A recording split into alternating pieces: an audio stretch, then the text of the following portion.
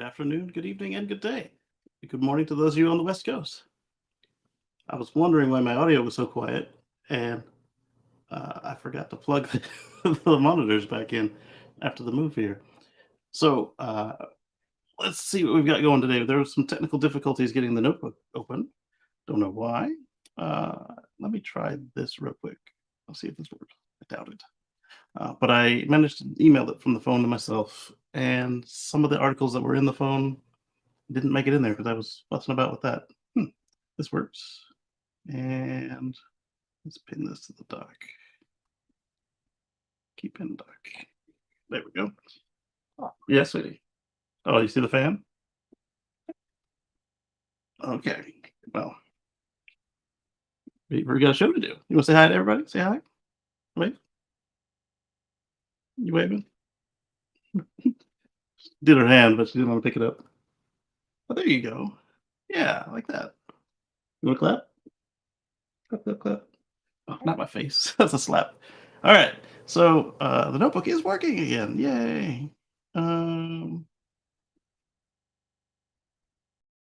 Here. Anyway, so I've already pulled up a couple of stories from the email to myself, and let's get started. Chat is missing. Where's chat? Yes, sweetie. Okay. All right, so let's get chat working. So we say good morning to all of you guys. Good afternoon. All right, we're ready. And yeah. All right, here we go. Whoa, I don't need an ultra wide news article. Let's go to share, screen, window. No, I don't want the window. I want an edge tab. There we go.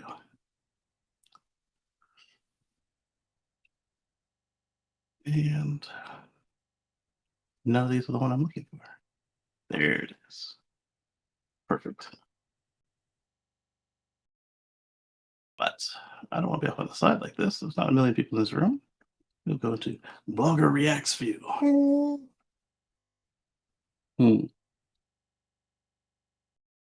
Yes. So, let's get started. So this one, let's save this one for later. Later in the show, I got another one to go right with it. Let's go with this one.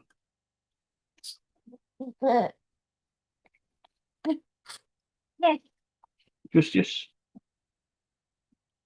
Tesla has been slashing prices across the globe, and one of the first ones to hit after the new year was this one here in Singapore. So if you bought an inventory car and traded a gas car, they would give you up to $10,000 in Singapore, $5,000 incentives from the gas car. And then we'll talk about what they did in the States. They did something similar in China to what they did in the States, where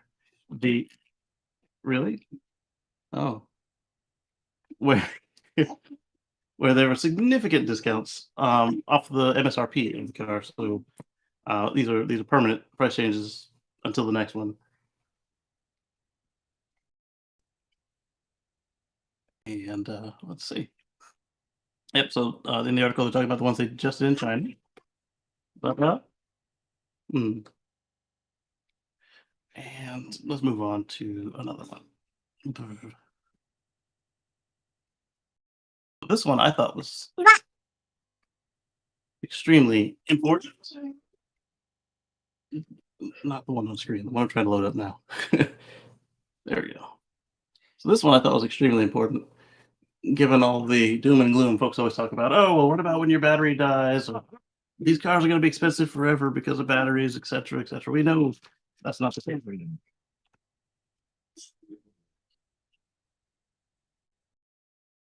We know that's not the case. And here the Department of Energy actually tells us themselves. So for January 9th, 23, the electric vehicle battery packs costs in 22 are nearly 90% lower than they were in 2008, according to DOE estimates. So then they give us a nice little chart showing what they show us. Let's see. So they've price adjusted them for um, today's money and 2008 money, which is a nice touch given that we've experienced a little bit of inflation since then. And anything over 2 or 3 years, you want to go ahead and try and adjust the dollars if you're going to say how something has gotten cheaper. Let's see. So let's see, 89% between 2008 and 2022 using 2022 constant dollars. It was $153 a kilowatt hour on a usable energy basis. And in 2008, it was 13.55 dollars a kilowatt hour in 2008 to 2022 adjusted dollars. That's incredible. So this explains why people are like, oh well, the Prius pack used to cost $10,000 and now it only costs like a couple hundred. Uh, Installed like at your house, delivered. They're smaller packs, yes. So they're 1 to 2, 3 kilowatt hours, depending on which one you got. Yes, they were that expensive, and that was in nickel metal hydride, and part of the reason that Toyota was avoiding putting in lithium ion in there, aside from saving the supply, is that lithium ion costs a good bit more, and now they don't even have that excuse anymore. Yeah. Let's see who we got here. Yeah. Yeah. Let's see here. The declining cost is due to improvements in battery technologies, chemistries, and an increase in manufacturing volume, which is exactly what Panasonic and Tesla have been telling us. Hey, we make more of these, and they'll get cheaper, and they happen. Let's see. And I thought that was a pretty good one to have. So let's see where we are in the notebook now that that's working again, and we'll continue on.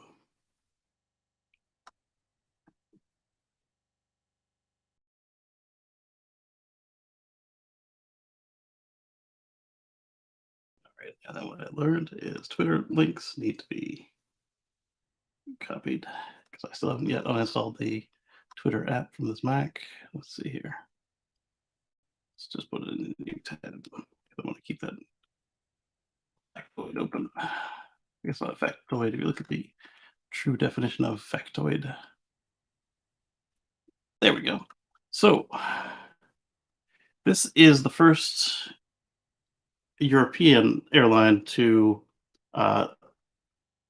announce that they're using Starlink, and we've had a couple of Hawaiian and Japanese airlines jump on board, and so now Air Baltic is saying we've selected SpaceX Starlink to bring us internet connectivity over to our Airbus 8220 to 8300 fleet.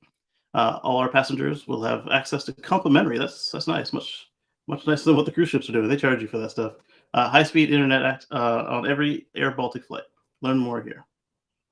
There you go. I noticed that unlike the Japanese or the Hawaiian airline, they didn't rewrap it for or repaint it for Starlink. But I guess if it's all of them, then that makes some sense too.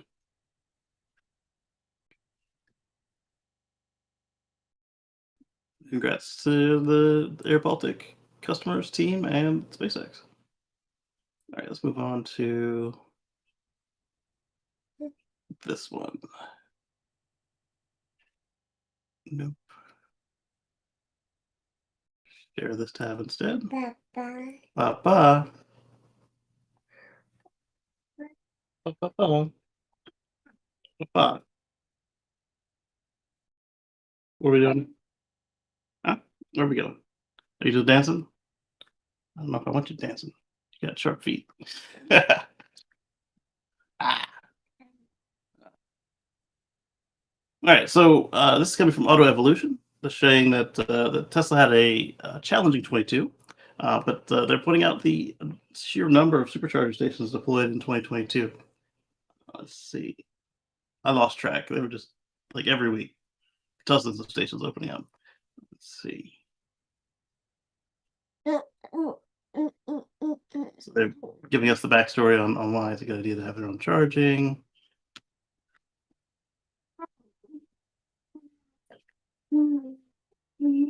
What's up, Timothy? Good to see you. Greetings from Arizona. Here we go. So the graphic for today's show, the thumbnail was at the time I made the graphic, the lifetime travels of my Model X. And, but so here they're mentioning how many stations were there, and I'm not seeing a just nice easy number. Uh, I thought it would be there. That's all I wanted to get from this article. They wrote a book. All right, so even though I don't see the numbers, it was a lot. They're right, and let's move on to another story. Yeah. No problem. You got it. Good job. Yeah. Okay. Um, Next up, we've got the one that I wanted to start with was the fossil comeback here. So let's start with Ohio. Ohio governor has signed legislation that defines natural gas as green energy, which it's not. And so he signed in the House Bill 507. And the quote that I wanted to call out was that the bill also noted that green energy generated by using natural gas as a resource. Natural gas is just methane, and unless your methane is um, formed using something like the Sabatier process, it's not green. It's a fossil fuel through and through, and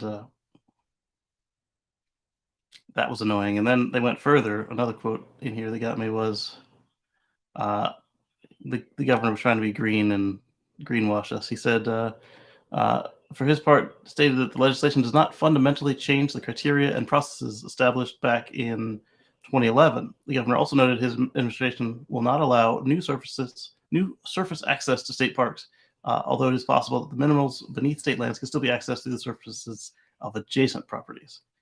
So just because you're not letting somebody drill straight down doesn't mean you're protecting anything, especially if they can slant drill in on the public land. That's not acceptable.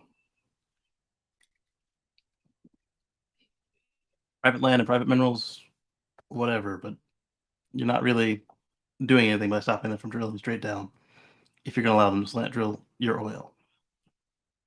Your being, the Ohioans. But that wasn't all in fossil comeback. Let me scroll down to the bottom of the notes here and pull this one out. Mm, is this the right one? No, it's not. And here it is. It's a tweet. That's why I didn't see it. Let's paste and go here.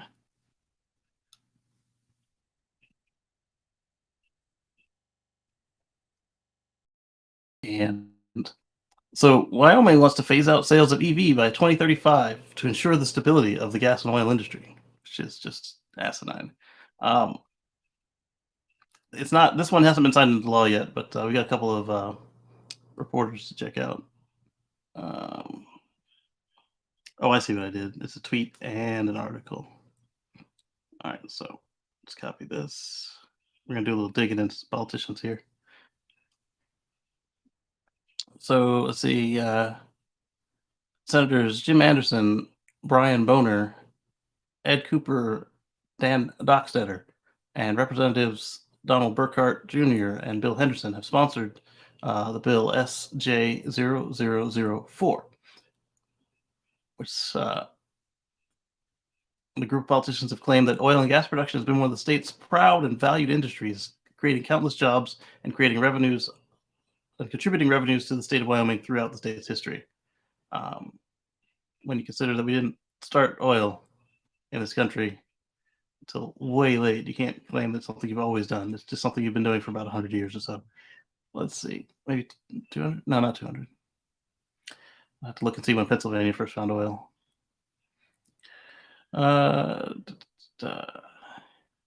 The group based their worries on a lack of EV charger infrastructure, which would make widespread use of electric cars impractical. So, how about instead of protecting gas, you make sure there's infrastructure to travel at scale across your state? Anyway, the bill praises gas-powered vehicles for allowing states, industries, and businesses to flourish, and criticizes the use of batteries in electric vehicles due to the critical minerals contained in them. That's not. I mean, depending on who's making your batteries, that's not really much of a thing anymore. Like the largest battery manufacturers are doing their best to minimize costs, which means not just costs, but also human rights violations. So like Tesla and Panasonic have worked to remove cobalt from Tesla batteries. Uh, Cattle is working on lithium iron phosphate batteries. So there's iron, it's rust batteries basically. Come on now. All right, so let's see. Exactly, Eddie. Like, why? What is their deal here? The bill then praises oil and gas industries, blah blah. So we talked about that. Wyoming ranked eighth nationally in crude oil production. I didn't know they were that high, producing 85.43 million barrels of crude oil. Elon stated several times that the all-electric maker would be more valuable than Saudi Aramco. Yeah, he said that just last year. After seeing Tesla's success with EVs, many legacy automakers are now producing their own EVs, and Biden has been forced to focus on EVs, creating national charging infrastructure. Yeah, use some of that money. You don't even have to come out of your own tax base. Just use some of that money you've already got for putting in infrastructure. Let's see. All right, let's do this. Let's open this tweet, and then we're going to look these people up. All right, do I want to do it from the tweet, or do we want to do it from the article? Let's open the tweet in a new tab, see how it's formatted.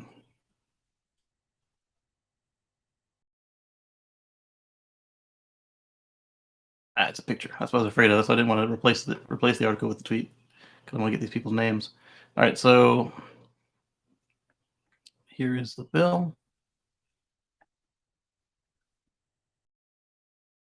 right, so this is SJ0004. It's a joint resolution to phase out new electric vehicle sales by 2035. So the exact opposite of what everyone else in the world is doing. Everyone else is phasing out fossils by 2035, 2045, 2055, and in the case of the Saudis, 2060. Thankfully, the states will probably, well, let's take this another way. Um, because it's just Wyoming, uh, they'll have a hard time finding any non-EV vehicles, and so this will resolve itself when the good people of Wyoming can only buy used cars because there won't be any new gas cars to buy. Because what auto manufacturer is going to invest the billions necessary to make autos um, for one state? It's not. They would totally do it for California or for Texas, but maybe New York. But they're not going to do it for Wyoming. They're going to say, "Hey, you can get an electric car and you can kick rocks." There are a lot of EV haters out there, Eddie. All right, so let's go through this. We're going to skim it, and then we're going to look these people up. It looks pretty short. We can read through it. So they want to phase out the sales of new EVs in Wyoming. Oil and gas production, blah blah. We talked about that in the article. Oil and gas production has created countless jobs. Since its invention, the gas-powered vehicle has enabled the state's industries and businesses to engage in commerce, transport of goods, and resources more efficiently throughout the country. Yeah, but you see, you're talking about a time when the early 1900s, where actually it started with EVs, and then EVs killed themselves because they took the electric motor from the EV and used it to start a gas engine because gas was cheap. So we're talking from the early 1900s at the earliest, because we're not talking about the hand-built custom cars. We're talking mass-produced cars and trucks, and that's like in the very early 1900s. Like this is not your legacy, your history, whatever. Like Detroit could claim it because all the money they made off of it, but I got some really weird reflections on the top of my head. I need to adjust these lights.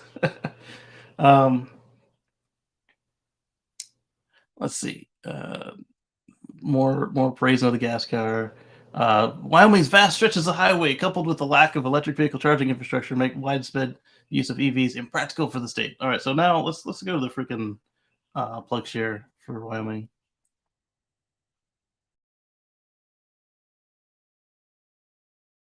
I want to get all EVs here. I don't even want just superchargers.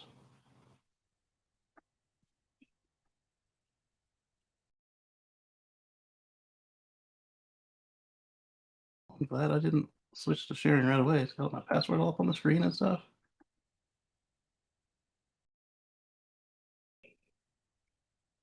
All right, so let's go to Wyoming.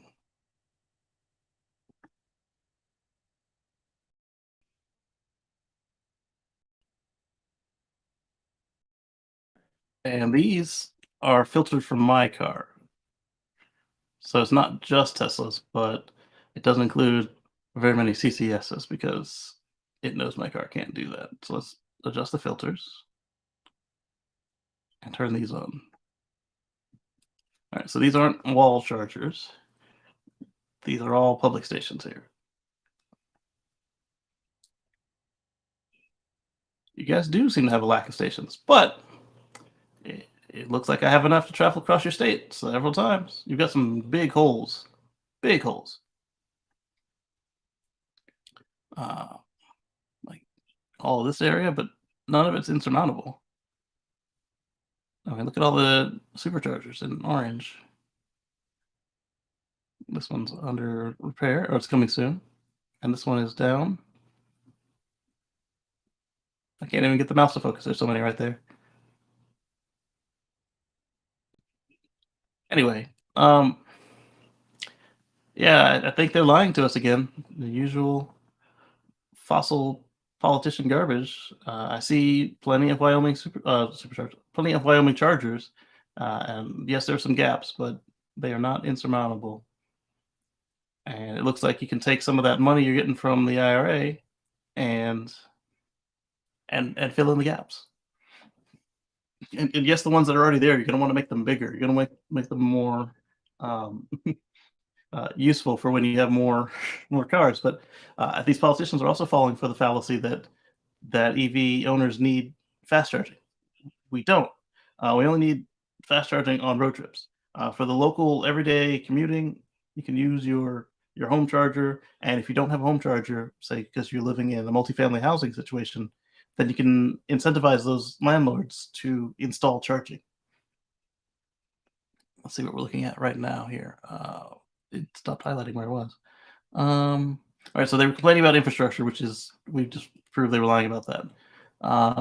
And we've already kind of stuck a little pin in the idea that their culture relies on gas and whatever because they've always done it because they've only been doing it since the early 1900s at the earliest. Whereas batteries used in EVs contain, yeah, we talked about that in the article about how they're cleaning up the batteries already because capitalism. It's just cheaper to make a battery that doesn't have stuff that's hard to get, stuff that's dangerous. And they're still on the minerals of the battery. Not easily recyclable or disposable. That's already proven false because we've got Redwood and all their competitors recycling EV batteries. We've been recycling large battery packs since before the Prius hit the market. And when the Prius and the Insight, the original ones, both hit the market, they both came with battery recycling programs from the manufacturer. So we're not unprepared to recycle these things. And on top of that, you've got the reuse factor. You can use an old car battery. Well, not an old car lead battery, but an old car main pack. You can use it for lots of other uses after it is no longer suitable for a car. And then after that, even the dead hunk of battery, like it literally has 0 volts, you can't revive it. That's worth thousands of dollars used, like useless, because you can recycle it. They're elements. You can recycle them back into a fresh battery. You just basically giving them fresh electrolyte, and you're not literally servicing them. You're melting them down and making brand new ones, but it's there.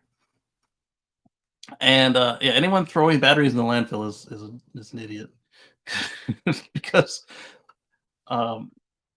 that's like I said, it's a lot of money to just be thrown away. So they're wrong there. The expansion of EV charging stations in Wyoming and throughout the country is necessary to support more electric vehicles, which require massive amounts of new power generation in order to sustain this misadventure of electric vehicles. All right, so why are you're making a law? Why are you doing this? There's no editorializing. I mean, there probably is, but there's no need for that. All right, so let's do this. Let's we've already opened PlugShare and proven that they lied about the lack of infrastructure. Yes, there could be more, but they don't have zero.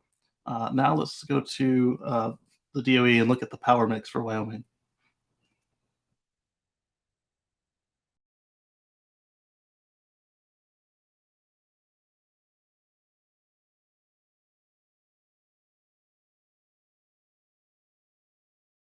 So this is the U.S. Energy Information Administration. Check out our new state energy portal and beta. Send your feedback. Okay, because that's not just Wyoming like I asked them for. Let's see what we're looking at here. Oh, that bottom bar was huge. All right, so let's see.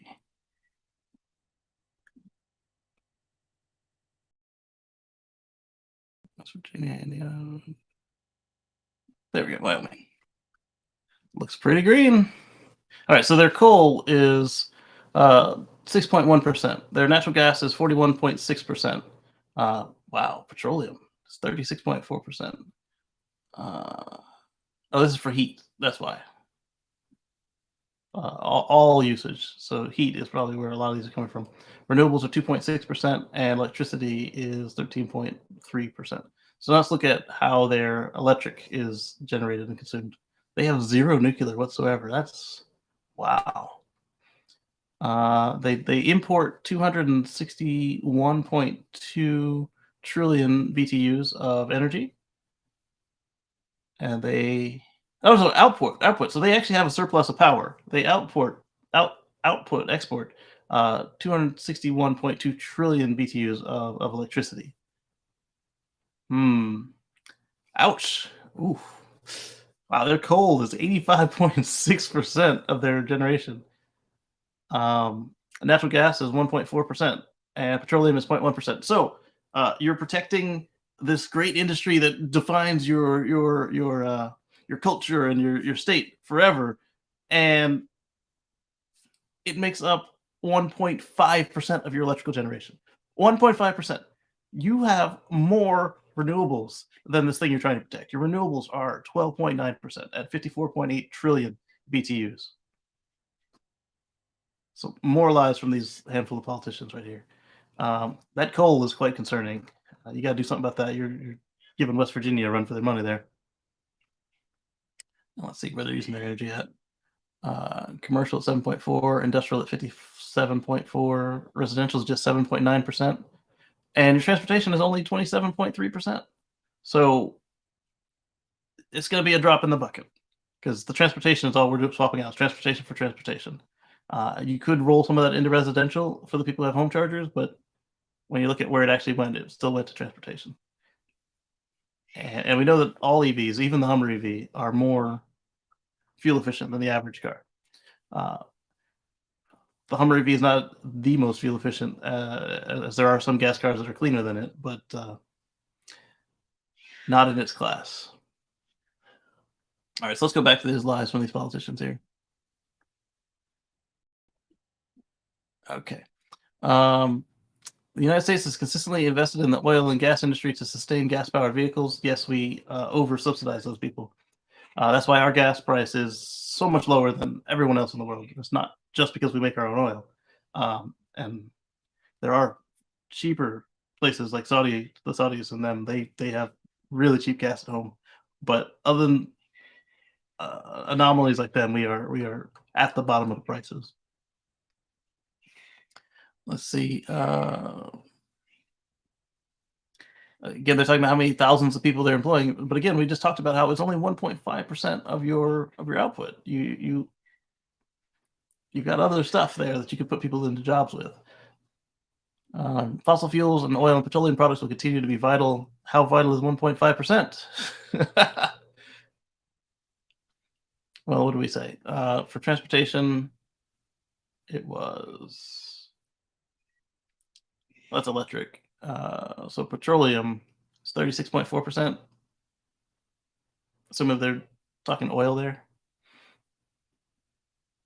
No, we can't say that because remember, transportation overall, regardless of gas or electric, was 27.3%. So it's not that big a deal, guys. This mafia. It's a shame. It'd be a shame if something happened to your transportation. We'll fix that. All right, so the proliferation of electric vehicles at the expense of gas-powered vehicles will have deleterious impacts on Wyoming's communities. Really? How? How is having people being able to breathe and drink the water, and how is that going to help hurt your people? Um, the ability to efficiently engage in commerce. Okay, whatever. That's only if they don't buy an EV. Oh, my gas car is dead. I guess I'll walk. Which is what they're setting their people up for, by the way. Phasing out the sale of new electric vehicles in Wyoming by 2035 will ensure the stability of Wyoming's oil and gas industry. How? If nobody else is drilling for oil, who's going to give you the equipment you need to repair the drills and stuff?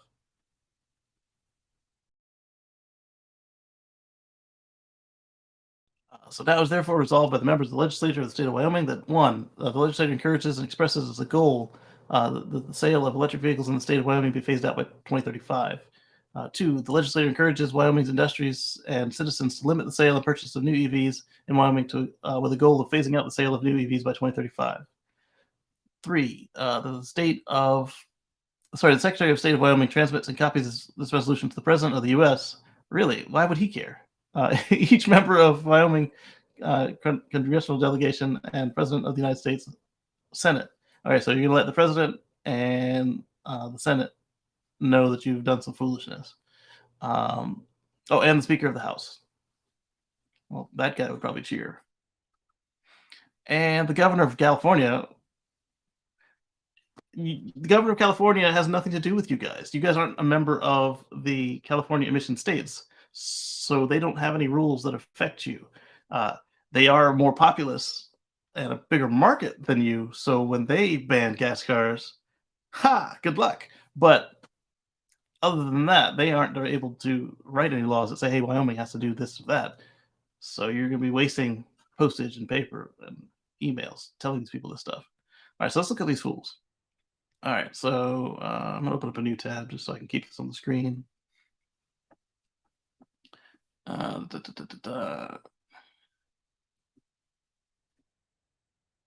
It just has their last names. Let's go back to the Teslarati article where it had their whole names and then find out who they are. There you go, here. Let's start with Anderson, Jim Anderson.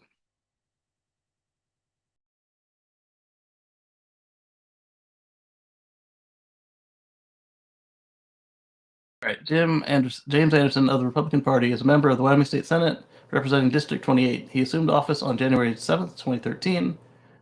His current term ends on January 6th, 2025. He ran for re-election in the Senate to represent District 28 and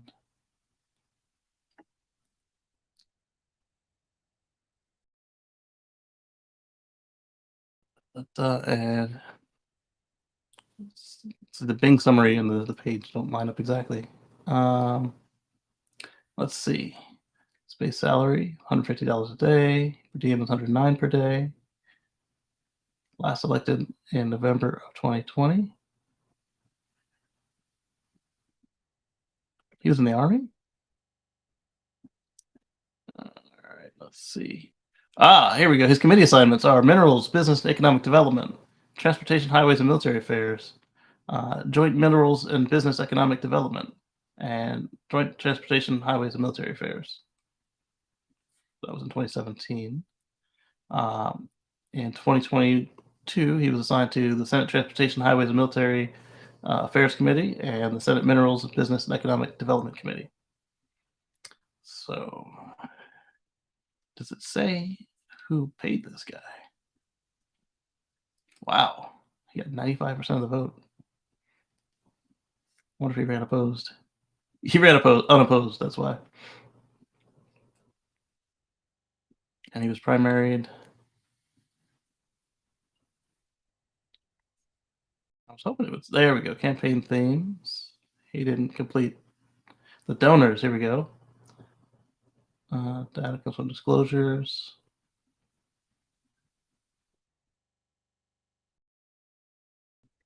He's cheap. $39,000 over a couple of years.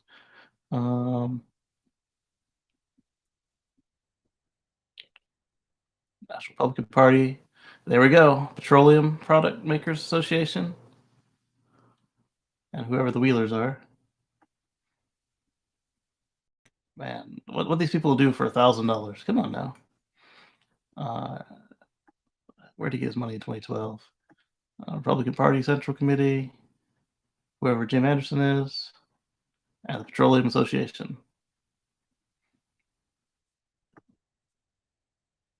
All right, let's look at the next fool.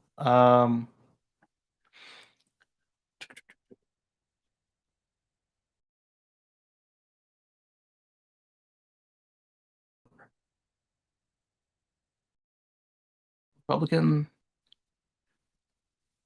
assumed office in 2015, ends on January 6, 2025. Let's see where he is. Senate Agriculture, Public Lands, and Water Resources. Seems you should be protecting the water there, Jim. Is that two Jims? No, Brian Boner. You replaced Jim Anderson in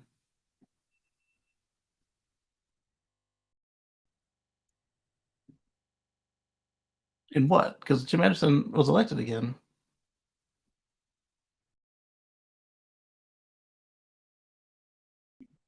Or did Anderson come back? That's confusing.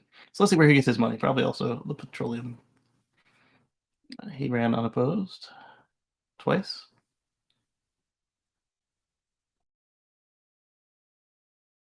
And okay, he answered these fighting back the war on the West. He claims fiscal responsibility while dooming his people. He claims to want education, transfer public lands, defend access. Okay, we'll see if you actually do that. Second Amendment. Let's look at the money. Devon Energy, Andarco Petroleum, Colorado Wyoming Petroleum Markets Association. So they're just doing what they're paid to do. Paid almost nothing to do. $1,750, $700. Cheap date there, Brian. Let's look at Ed Cooper.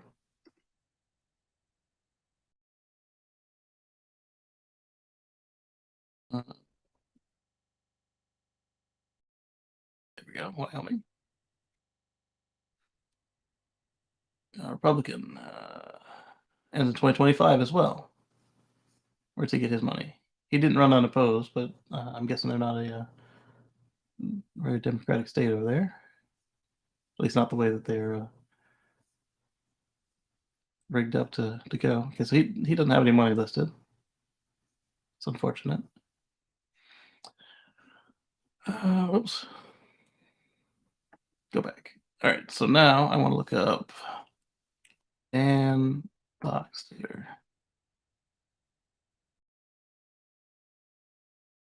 Yep.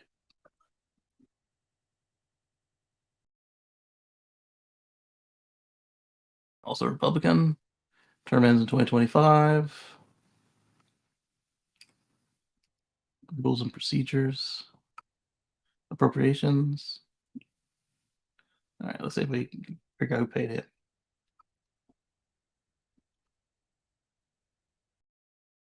All right, contribution history. Did he pay his own way in? 000? But not at first. 10,000, 6,000, 17,000.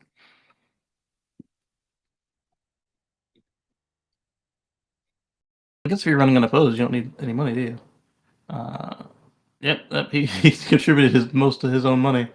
Whoever Martha Halverson is, Lincoln County Republican Committee. Himself again. The Education Association, James Webb. Hopefully not the same one for the telescope. Wyoming Republican Party and Wells Fargo. $100. $100. Are you serious? These people are cheap. Maybe I should get into politics. All right, so let's look at the next one. Donald Burkhart.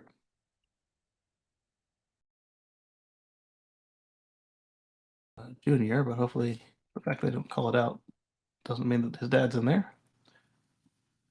All right, term ends in 2025. Republican Party. House of Reps. He's on Transportation, Highways, and Military Affairs, just like the other guy. Minerals and Economic Development Committee. Let's follow the money.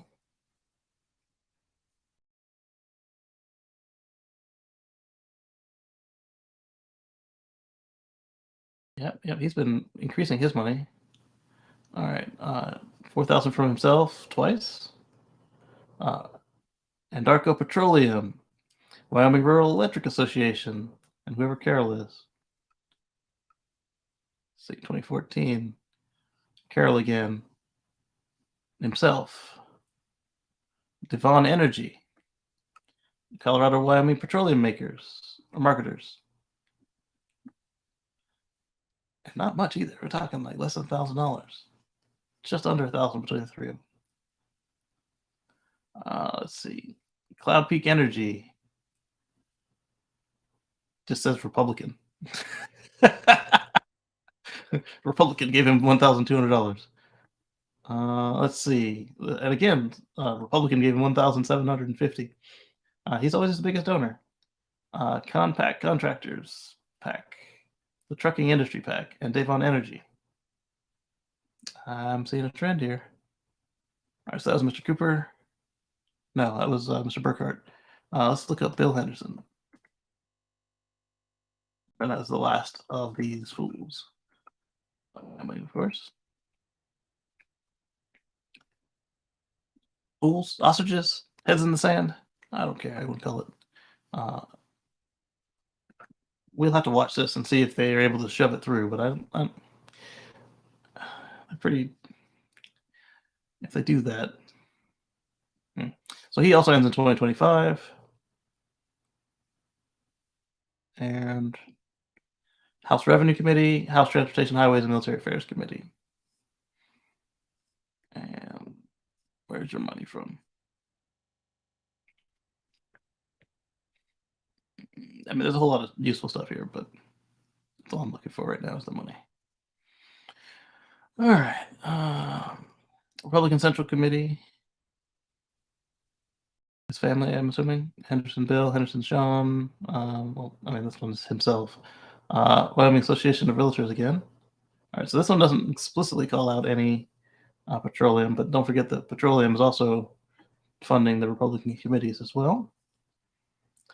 So let's switch this back to, where do we move back to? So I close this window. Let's just go back to the article.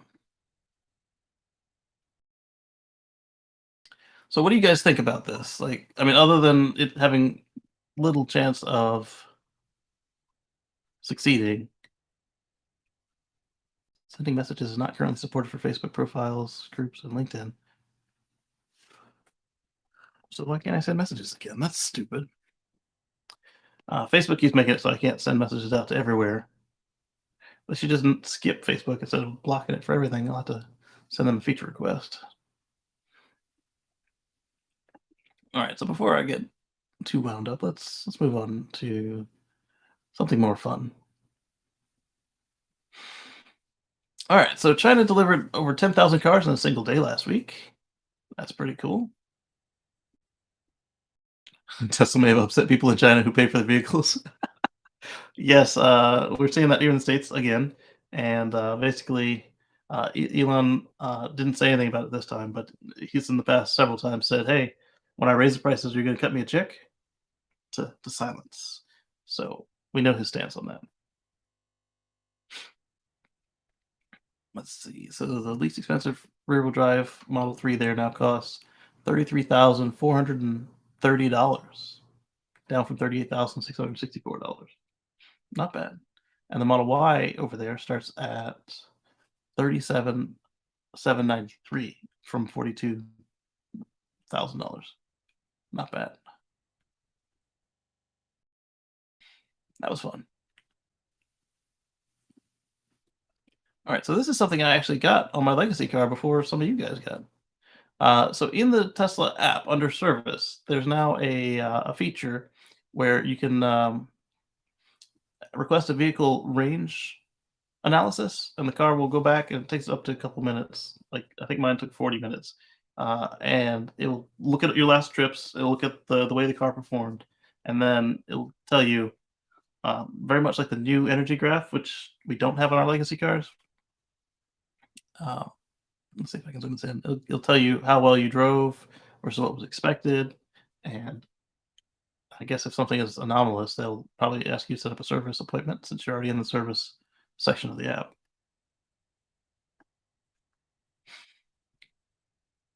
And that was pretty cool. The trip that it analyzed for me wasn't that useful, so I don't have much to say about it. So what's interesting about this feature is available on legacy Model S and X vehicles, which do not yet have the new Energy app. This may mean that Tesla's not only planning to support the Energy app in legacy vehicles, but may add support in the upcoming vehicle update. That would be cool. I don't have the battery test option that the new cars have.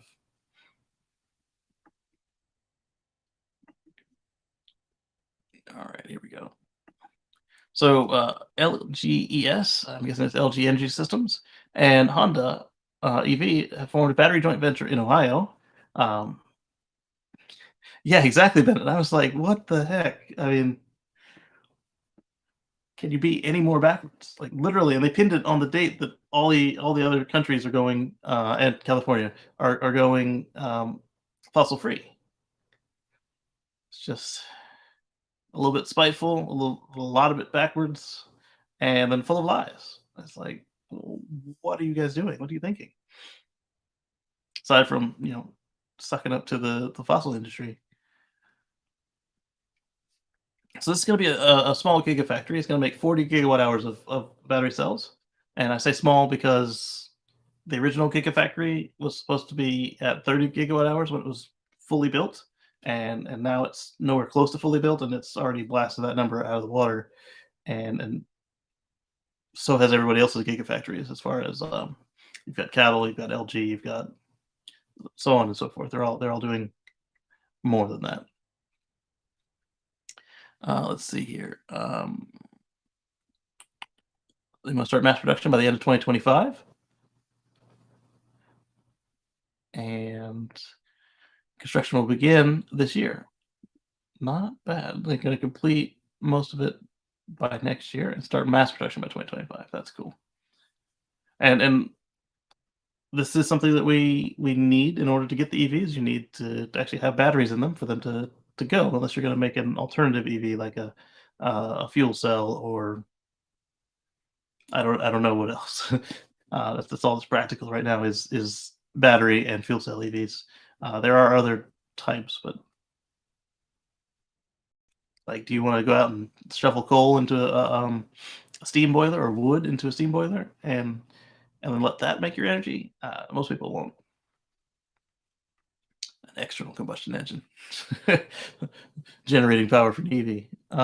Moving on. That was Sawyer. I can close that. Keep the bill, and I'll move it up next to that. I don't need plug share right now. I don't need their power mix search, but let's pull that up there as well. Those of you who watch me on more than one show know what I was just doing there. Let's put this at the top here. This one. I'm saving some stuff for later this week. What's up, 0101010? And Anders, good to see you. Absolutely. So we were talking about the short-sightedness of Wyoming Republicans and them wanting to go back to gas, back when times were good. If they succeed, they have literally just shot themselves in the foot, because if you make it so you can't buy the only car that will be on sale, your people won't be driving. So what we could do is laud them for bringing about a carless society. The problem is that they've got one of them large square states, so it'd be kind of tough to actually get anything done, because there's no way they're going to re-architect the land use in under 20 years, and they've painted themselves into a corner if this thing passes. And I will watch with glee at the politicians squirm, but I will be compassionate for the citizens who He got shot in the back by their their politicians. All right, let's see. Let's do this window. Let's go back to the notes. All right, so we talked about the 10,000 cars in a single day. Talked about the energy app. Talked about Baltic Air. I've got another tweet here for some reason. Let's see what we're looking at here. Oh, there's also supposed to be a Falcon Heavy launch at the end of the day today at 5 o'clock. Oh, yep. Oh, no. Yeah, it's related. Range Commander Major General Stephen Purdy. The 2023 plan includes 92 Florida launches. Last year topped out at 57. And they got, was it 61, 62? They tied with the Russians' uh, biggest year ever, and not Russians even, the Soviets' biggest year ever. So this year, I think that they're gonna just beat it handily. Look at that 92, just from Florida. Don't even forget they've got Texas, which is probably going to launch at least two for the Starship for testing, and then you've got Vandenberg, which is definitely going to do at least one. A couple of years they tend to lean heavy on Florida. Old strategies, old thoughts, old goals are just falling by the wayside, which is great. There you go, Range Commander. We still plan on multiple hundreds of launches in a few years. Space reporters everywhere scream, cry in unison. For 57 launches in 2022, Purdy says there were a whopping 330 total requests. So if the range does hit a cadence of 100 plus launches, it'll probably be fair to say that the request number will be significantly higher. Maybe they'll streamline their process even more. Purdy says for the first time, space is actually talking about logistics. Logistics wins wars. This is true. As we see over in Russia, not having logistics will admire you. Purdy, speaking directly to the launch providers, says that the range needs to start operating like an airport. Whoa, that's big. That's big. Companies will need to pay fees so Space Force can maintain infrastructure. That's fine. I would like to see the companies providing some of this to the taxpayers. Without cooperation, you're not going to get anywhere with your business plans. There you go. Let's see, orbital launch attempts by year, SpaceX.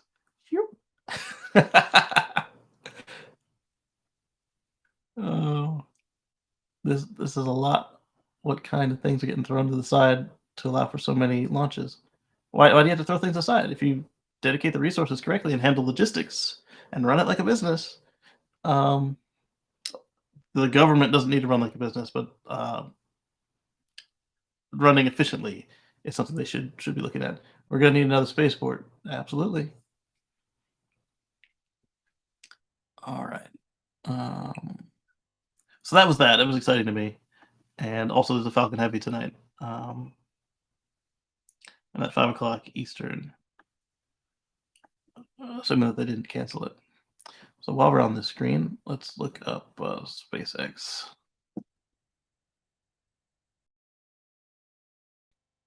See if they've said anything further about the, because it was supposed to be 5:55 yesterday. Weather is greater than 90% favorable for today, because that was written yesterday. Yep. That was another thing that happened. Was Super Heavy was stacked. Elon seems to think that'll be happening soon. And speaking of other things Elon has said, he seems to think that FSD Beta 11 will be running by the end of the week. So sometime next week. This is now next week because Elon can't read a calendar or watch or any sort of timepiece to save his life. But he said this on Friday night, Saturday morning, so I didn't put any stock into it. But he said that the next FSD Beta 11.3 should be ready to go soonish. Let's just call it soonish because that's the only way to be accurate. And then this one, I think we have it, but since it's on the screen, we'll look at it. SpaceX signs agreement with the U.S. National Science Foundation to prevent Starlink interference with astronomy. So let's look at that now.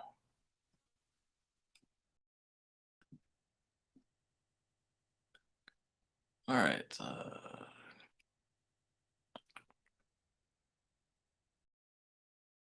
Elon said in 2019 that SpaceX would ensure Starlink has no material effects on discoveries in astronomy, and so they started doing stuff like changing the way the satellites were angled as they were getting into position, painting the bottoms of the new ones black, even though that didn't help their longevity and it added cost and weight.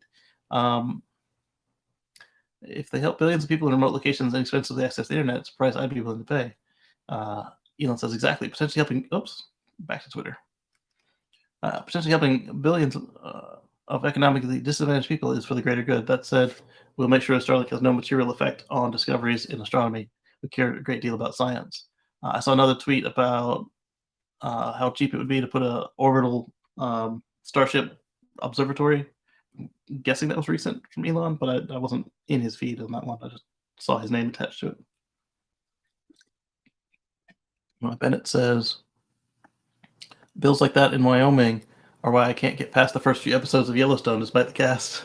I'm gonna have to look into that.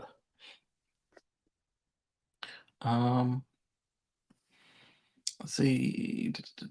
Organizations finalized a coordination agreement in 2019 to ensure satellite network meets international radio astronomy protection standards for the 10.6 to 10.7 gigahertz band. That's a good move.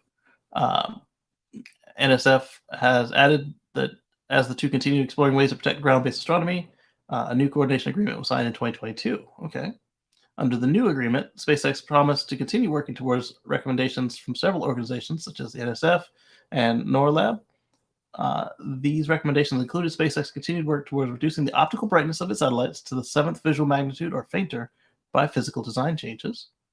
See, all the people are like, they're ruining space. Like, they're clearly working with the organizations. It's not like there's like, meh.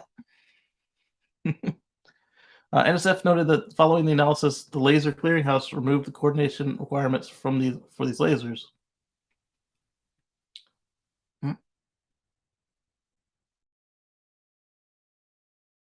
Astronomical facilities, lasers on satellites. So is SpaceX saying that the space-based the ground-based space lasers are interfering with their satellites, and they said never mind? I'm not. That was an awkward sentence there. Here we go. Remove the coordination requirements from these lasers. Observatories won't have to turn off their laser guides when Starlink satellites pass nearby. Okay, so that was SpaceX complaining about them. What do they use the lasers for? I mean, I know what SpaceX does, but what do the observatory use the lasers for?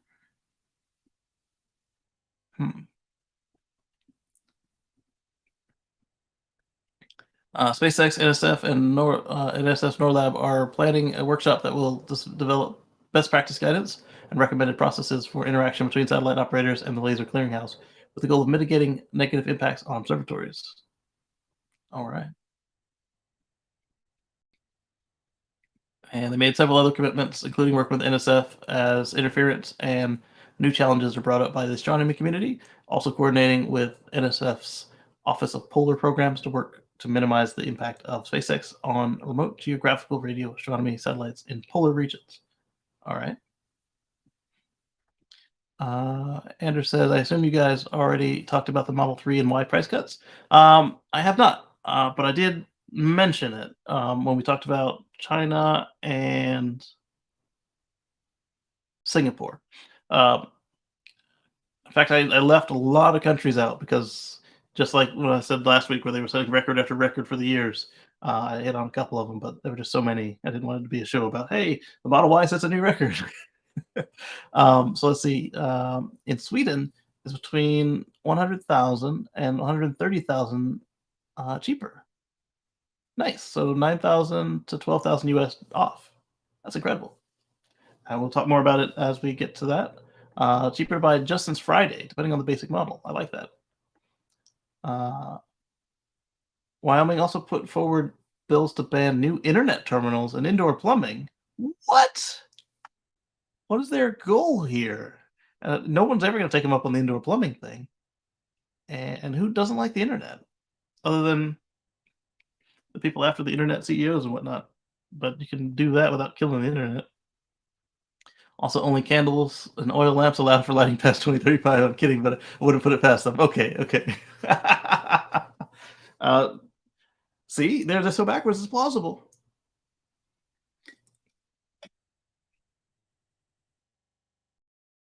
Chat with Kacey, Model Y price cuts and friends. I like it. Um, we will talk some price cuts, some more price cuts later in the show because it was substantial. I mean, we haven't seen anything like this in many years, and I don't know that they were ever this large before.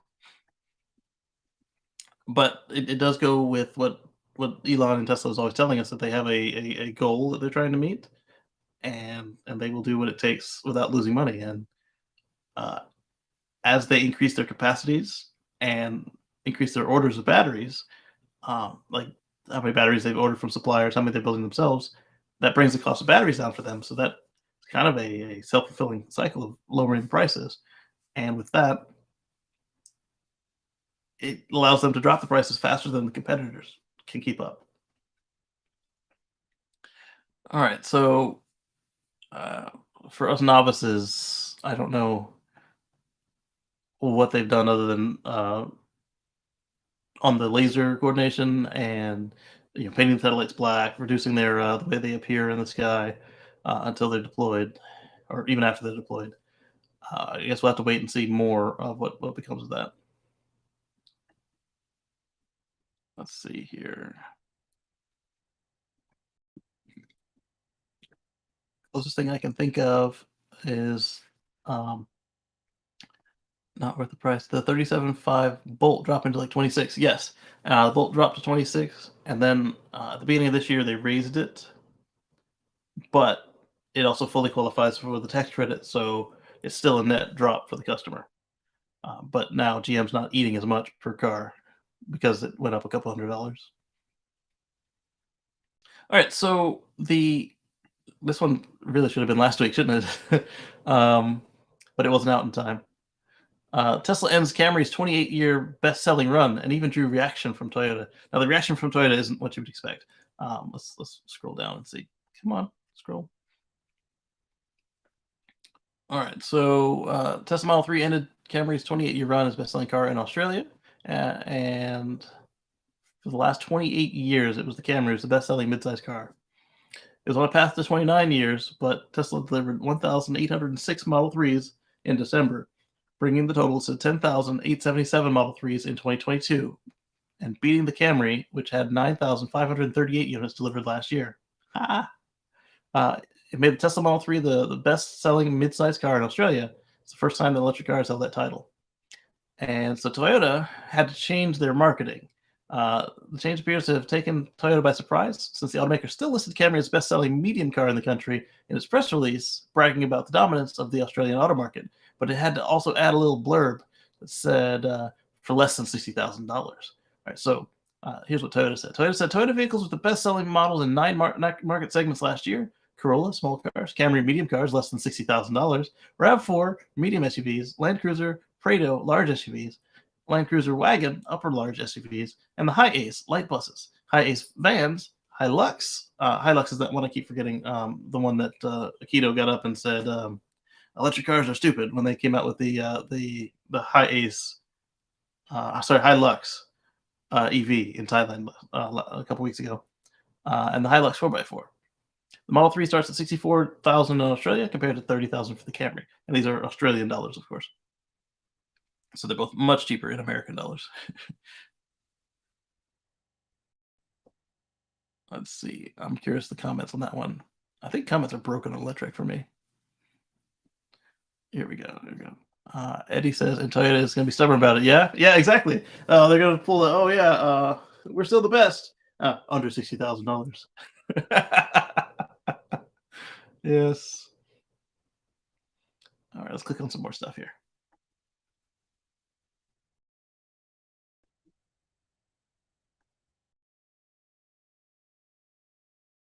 A URL there.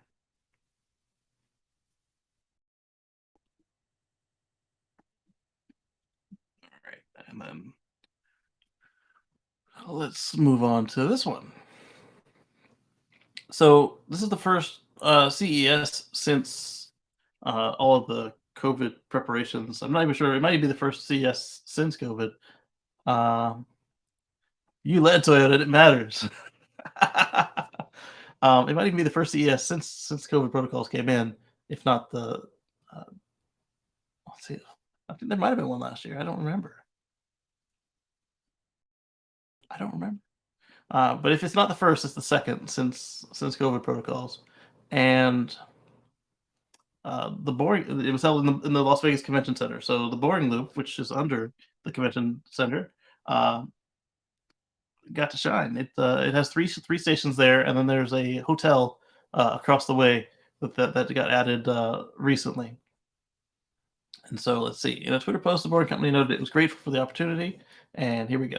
So Boring Company says it was our privilege to provide transportation for LVCCVA at amazing CES convention. The fun loop stats: average ride time was less than 2 minutes. Average wait time was was less than 10 seconds. And that's not something you can say about a subway or a bus or mass transportation right there that there's less than 10 seconds. But it's not quite the right. This implementation of the loop is not quite compared to a subway because they serve different purposes.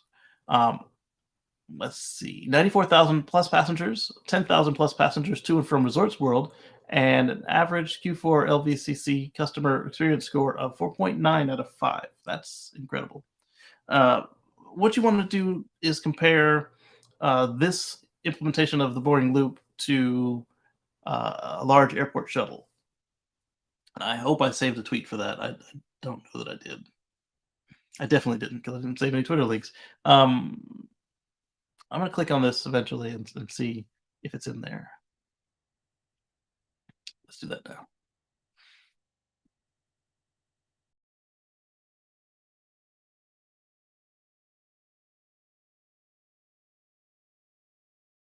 Kilowatts. The only automaker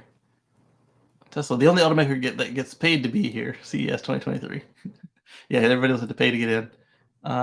Can't wait till the Vegas loop is fully finished. Yes. Yeah, it's going to be citywide when it's done. And this is what's done right now. Essentially, that and the hotel across the street.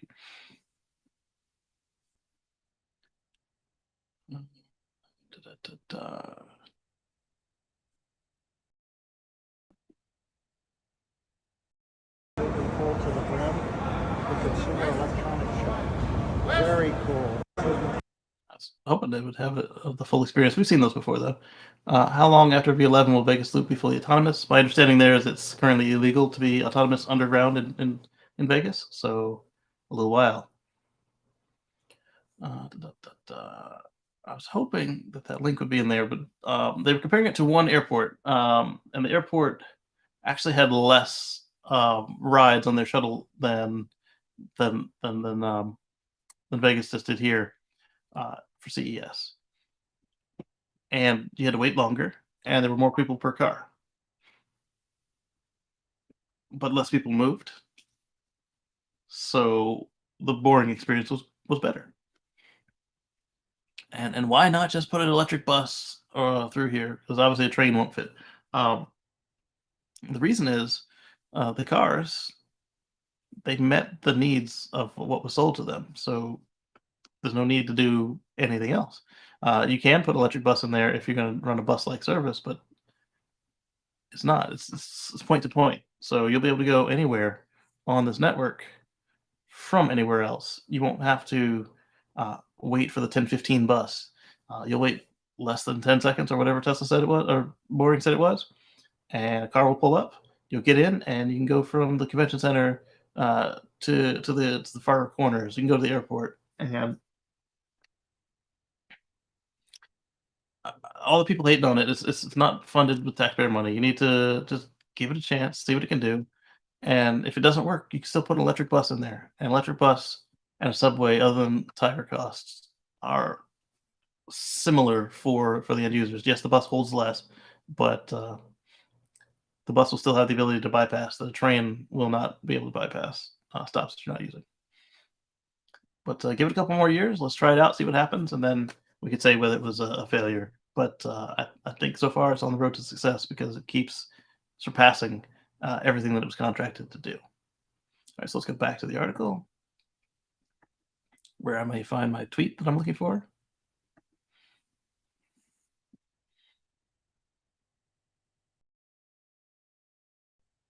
Let's see here. Boring goes on to say, that's the same thing. Oh, okay, these people responding to them now. Tesla's in a tunnel. This is the Vegas Loop, Elon's answer to traffic. It's going to save about 15 minutes or 20 minutes of walking. I'm going to show you what that looks like. We take the escalators downstairs and pick up a Tesla. This is the central station. So this is what the Vegas Loop by Boring and Tesla looks like. Going west? Yep, you can go number 2. Awesome, thank you. Howdy. How you doing? Good. You Boyd? Yep. Okay, you're gonna ride with these 2 people. Right? Perfect. Hi, how's it going? And here's our car. There we go. Okay. Thank you very much. Great, enjoy your ride. Thank you. How we doing today? Thank you. Hello, how's it going? Good, good. Cool. Surviving it? Me too. Or just starting? Bad. I would love this actually. Yes. This job. Oh yeah. A lot of people don't like the flashing Rainbow lights. lights. Yeah. Amazing. Just like that, you said a 20-minute walk. Just like that. Just like that. Love it. Thank you. No problem. You guys have a great day. You too. Our vehicles will go down, and they go down into the loop. That's awesome. It's By far one of the coolest things at CES. One of the things that you're going to see the most like on TikTok and Disney's- Instagram probably this year. It's like Disney's dream of the people mover at scale. Not as cheap as Disney's people mover, but still good. I like it. They pointed out that the price per day versus the price per ride, and then of course if you're going from convention center areas, I think it's free. But to go to and from the hotel, or if you're not at the convention, there's a minimal cost. Let's see. There'll always be critics. LVCC has attracted a lot of positive attention from the attendees. Social media posts about rides of the loop are abounding, with a good number of users sharing their appreciation for the project. Marcia Collier, who attended CES, described the system as super fast and efficient. She noted that the LVCC loop had great employees. Let's look at another video here and see. Oh, okay. So this is definitely how they're handling, because we were saying that the Model X is probably the one they were using for the accessibility, in addition to that weird golf cart thing that is also in there that we've seen a couple times. This is a 2016 to 2017 Model X because it has the active spoiler here. Also makes it a P100, sorry, a P90D to a P100D, depending on when it was built. Running at 30 miles an hour. But see, it's got the ramp for the scooter there. Power chair.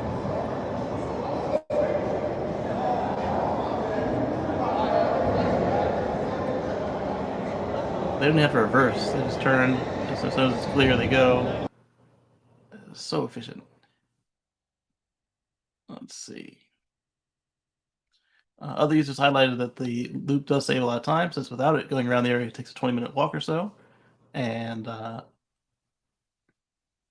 Rocky Nash Live noted that she appreciated the fact that she was able to walk network longer than usual because the loop saves time.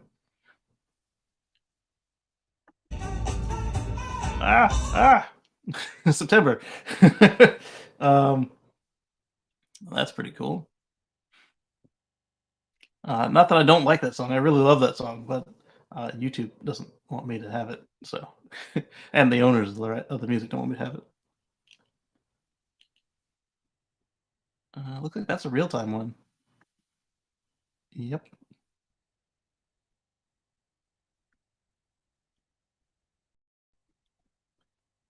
Model X production line. I'm the fastest SUV. Absolutely. And the plaid one now, it's like in retirement. I'm working at the convention center. Like a Walmart greeter. Yes. Oh. And so if you don't need to stop in the middle and you're going through the middle, you just keep going. And if somebody needs to stop at the middle and they were right in front of you, they actually pull out of the lane of traffic, which is not what happens with the subway. They stop in the lane of traffic, and now you got to wait on them. And even worse, if it's on the same train you're on, you have to wait because of the way it works. I mean, I guess you could mix up stops in the boring vehicles too, but as you saw, the usher was like, "Hey, where are you going? Okay, all of you guys go in the same place. Let's go in this car.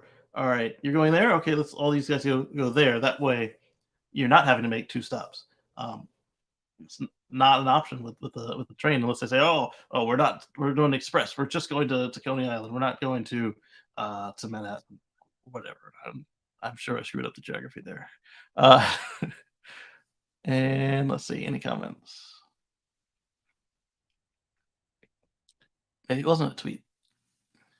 Does it use FSD anywhere? And no. I saw it reported they're working on regulatory issues around this. It's not a technical issue. And all right, here we go. So this guy compared it. So the London Underground is some 249 miles of track, which is some 45% that are actually underground. The Vegas Loop is only 1.7 miles. Assuming 94,000 passengers are over the 3 days, that's 31,000 passengers a day. Scale it up to the same 249 miles, and you get 4.5 million passengers per day. That's not bad, but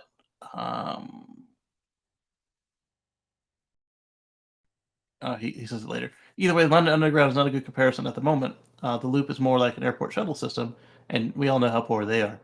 You could also compare it to the London Heathrow Express, although that's a lot longer too, about 4.2 miles with around 17,000 passengers per day. So right there, it's already over this London airport shuttle. Well, being shorter. You're not comparing apples to apples. You have to compare time to operation for first dig, cost per kilometer of tunnel, and ultimately cost for the customer per kilometer for profitability. Total volume of people moved is not how this is measured as being successful or not. Large transit systems like London Tube can take decades to pay off for those costs and need heavy volume of passengers. He brings up good points because Boring does well in all of these. It's cheaper to make, cheaper to run, cheaper to ride. But also, for the people saying, why not run a train? It does okay. It does what it needs to do. Not to mention its captive customer base. What options do you have to get around London these days? Walking? Every other option is being texted at, literally. All right, so I think that was the comment I was looking for. Yep. Oh, this is one that I didn't actually put in there. Neuralink has launched a patient registry to improve technology. So you can tell them what your problems are, and they will add you to the list for as they get to solving things like quadriplegia and other ailments that you want assistance with for their trial programs. Moving on. This one was fun. Footage of Tesla phantom braking causing 8-car pileup emerges, and I should add the word alleged phantom braking because I haven't seen any Teslas that phantom brake in this fashion. So let's take a look at the video. And the other thing that happened was the police. They proved that they were not being fooled by the driver's lies. Here's a classic case of phantom braking during level 2 autonomy. Driver should have responded. Let's see. So here's what the police say. P1 stated that V1 was in full self-driving mode at the time of the crash. I am unable to verify V1's full self-driving capability was active at the time of the crash on 11/24 of 2022. The latest FSD beta version 11 was version 11 and is classified as SAE level 2. So he's saying if you were running the latest version, which he wasn't, you still need to take over. Unless he was an employee, he wasn't running version 11 because even the safest drivers are stuck on version 10.69. Whatever with the rest of us. All right, so SAE level 2 is 26. So I guess 26 is the line. SAE level 2 is not classified as an autonomous vehicle. Under level 2 classification, the human in the driver's seat must constantly supervise and support the features, including steering, braking, or accelerating as needed to maintain safety. If the FSD capability software malfunctioned, P1 should have manually taken control of V1 by overriding the full self-driving capability feature. So the police are saying, even if you weren't lying to us, you still should have taken control of the car. Always good to see. And so if the police are on board, I also doubt that the NHTSA is going to have a problem when they investigate this one either. Top comment like by Tripper. Was it phantom braking though? Phantom braking does not trigger turn signals or change lanes. Boom! Isn't that the behavior of autopilot FSD when the driver is inattentive so long that the system disengages and tries to stop the car in a safe manner, which is obviously not safe in the situation? When the car stops for not paying attention, it turns on the flashers, not a signal, and slows down in the lane pretty aggressively, but not like what we see here in this video. So let's take a look at this video. The Intercept found this from the government monitoring cameras, and here we go. Let's take a look. All right, so the Tesla's coming in this lane, the second from the wall.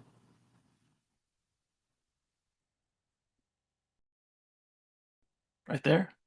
Turns on the signal and hits the brakes really aggressively, and then a bunch of people hit him, which is incredible because the first guy had room to stop safely, and then everybody else just wasn't paying attention. So I think all of them probably should have got a following too closely ticket. That's just incredible in a bad way. All right, look how high up that car is. Like they were clearly not watching brake lights. What are you doing? Tweeting, texting? Well, this person pulls over to render aid, it looks like, or be nosy, one or the other. This guy says, "I'm not waiting on this crap."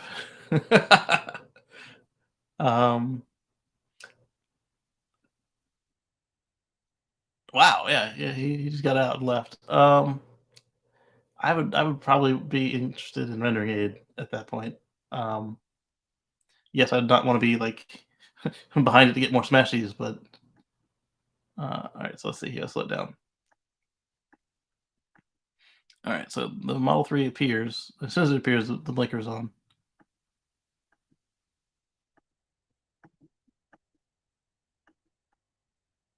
There just aren't that many frames in here, are there? Yeah.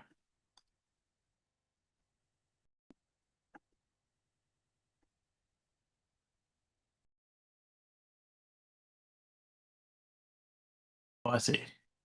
It closed the video on me while I was scrolling through. I don't want to review the replies. I want to restart the video.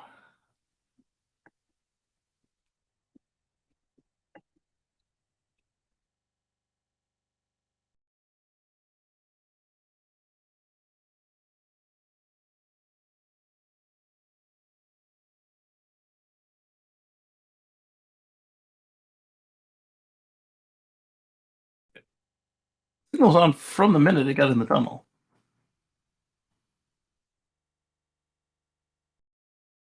There it is. Already blinking. Okay, so no, it wasn't on right in the tunnel. It was on when the daylight left from the tunnel. See, because there it is right there. Blinker's on. Is that it?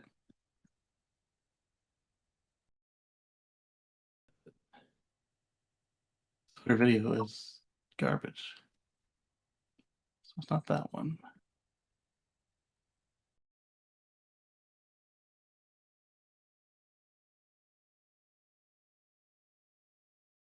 These two?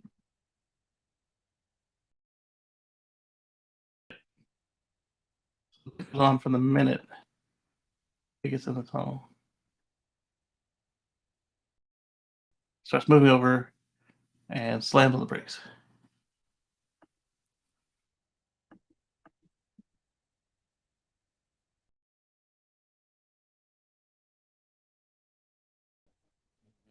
That could have been the car changing lanes, like navigate on autopilot or something, but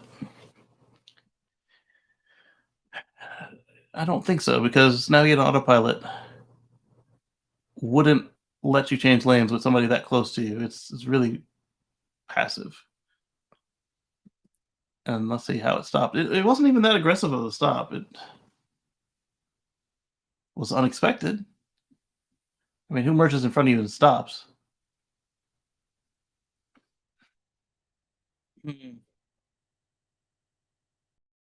Something doesn't add up with this story, and I can't wait to see what the data shows.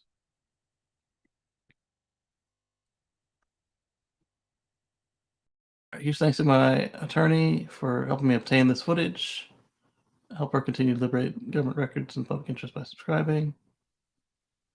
Hadn't realized how much of a wild west the self-driving vehicles business is. For example, there are no federal restrictions on the testing of autonomous vehicles in public roads. So, are you trying to form a narrative?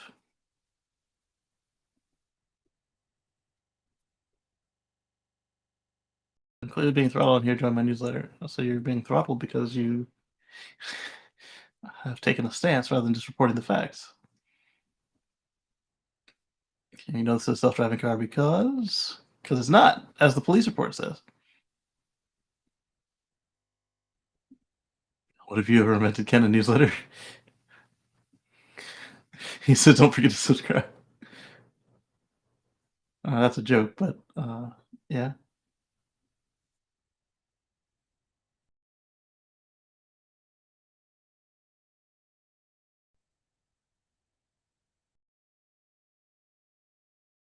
User error. Rear end crash is legally the fault of the drivers following too closely. More importantly, no one even knows if FSD or autopilot were turned on. Yeah, the police didn't know. Drivers in general make false claims every day on the. Okay, so that's that bias I was reading in the tweet must be in the article. I once had an old lady tell me she didn't hit my car moments after she hit my car so hard it moved while I was sitting in the car parked. There were scuff marks on both our cars at the same time. In the same spot she hit me, she flatly denied it. Yeah, that happens all the time. There are no self-driving Teslas. All right, we'll skim through this stupid article and see what we find. Then we'll go back to the electric.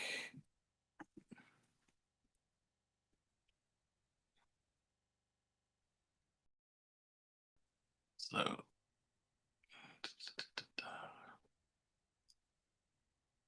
the California Public Records Act. Direct look at what happened. Confirming witnesses. Driver lies to police. The report notes that the Tesla's left signal activated and its brakes activated as it moved to the left lane, slowing to a stop directly in the second vehicle's path of travel.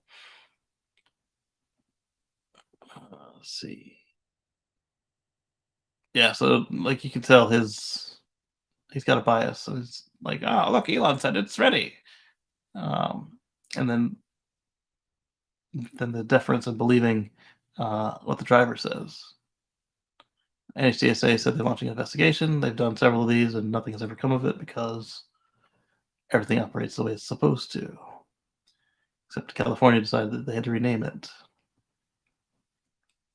All right, so let's not give this guy any more eyeballs.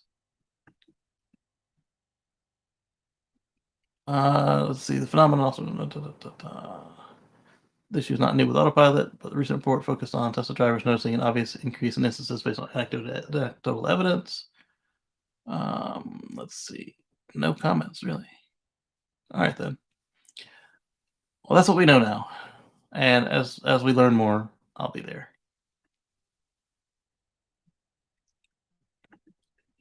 Volkswagen recalls the ID4 for 12-volt battery issue that can cause a short or fire. Not good. This one sounds worse than it really is. Okay, let's take a look. And if it's a 12-volt battery issue, you probably have to bring it in because 1, Volkswagen doesn't have over-the-air updates. 2, it's probably a physical problem.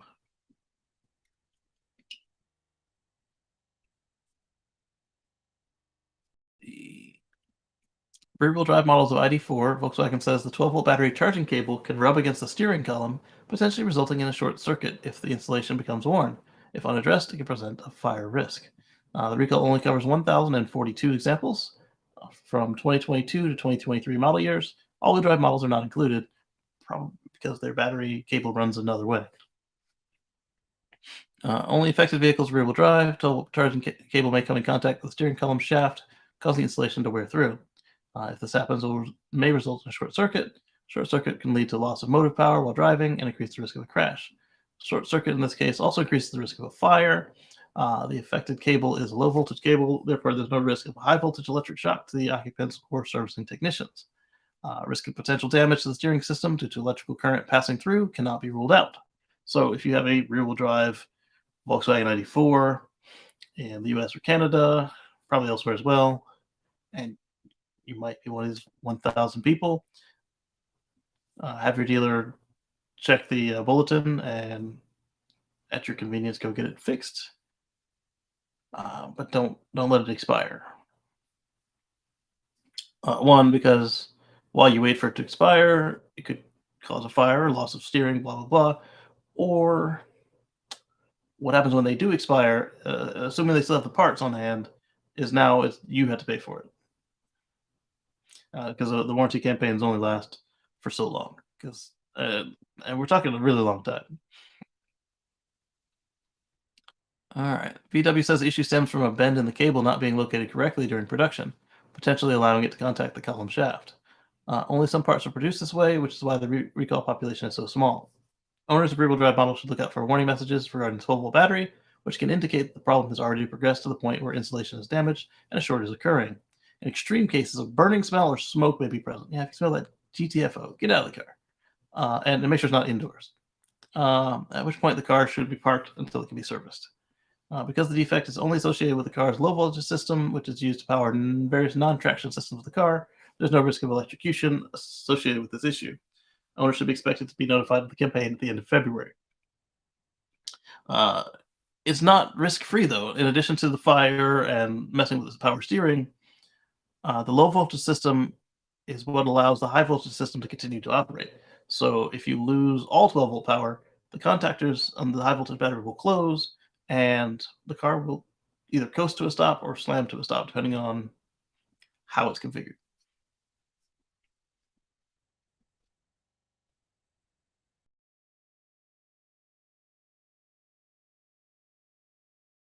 Sign into post. I tried that before, and you didn't let me sign in. I wanted to read the 2 comments. All right. Tesla Megapack is installed in Australia's biggest electric bus depot. That's cool. So all the, like we talked about at the beginning of the show, the Wyoming Republicans there, they should learn what a big battery can do for their infrastructure if they're so worried about their electric company donors having to actually put some work in. If you install a big battery, it reduces the costs. All right, so the largest electric bus depot in Australia has been activated in Lionheart, a neighborhood in Sydney's inner west area. They boast 55 electric buses, a rooftop solar array, and a Tesla Megapack. 388 kilowatt roof array. That's amazing. The 1.25 megawatts Tesla Megapack, and a 2.5 megawatt hour battery. Well, I guess they're the same thing. But they can put out and receive 1.25 megawatts, and they can store 2.5 megawatt hours of power. So basically, you can run flat out for 2 hours, essentially, if it would need to run out. The facility also includes 520 kilowatt DC fast chargers and 31 AC 80 kilowatt chargers.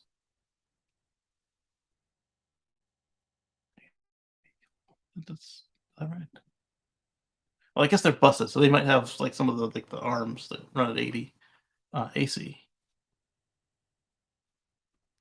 Unless they meant 80 amps,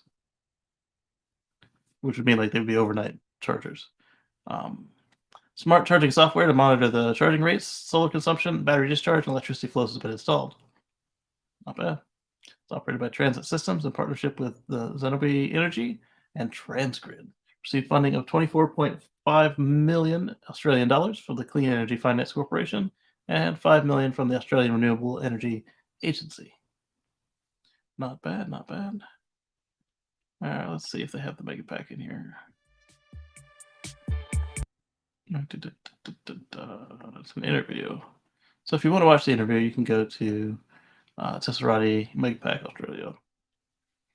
I'd paste it in, but my paste is broken. You know what? I can paste it on YouTube. Most of you are there anyway.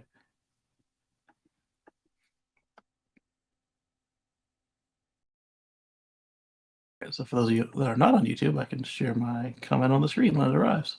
Ha ha! Take that, Facebook.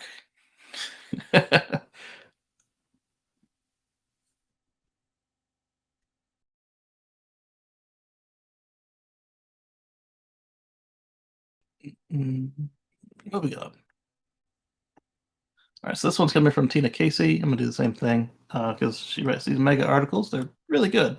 So see-through solar windows turn ordinary buildings into climate heroes.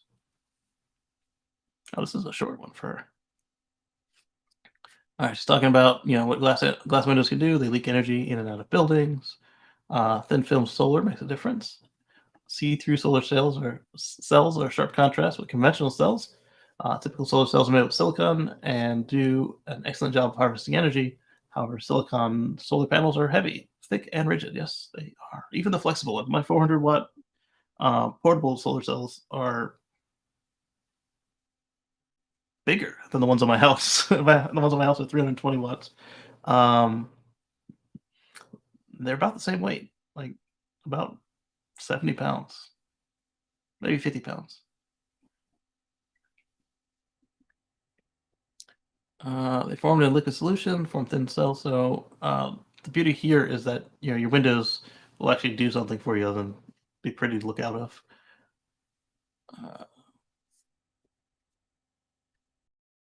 All right, so let's put that in the YouTube and share it so you guys can see.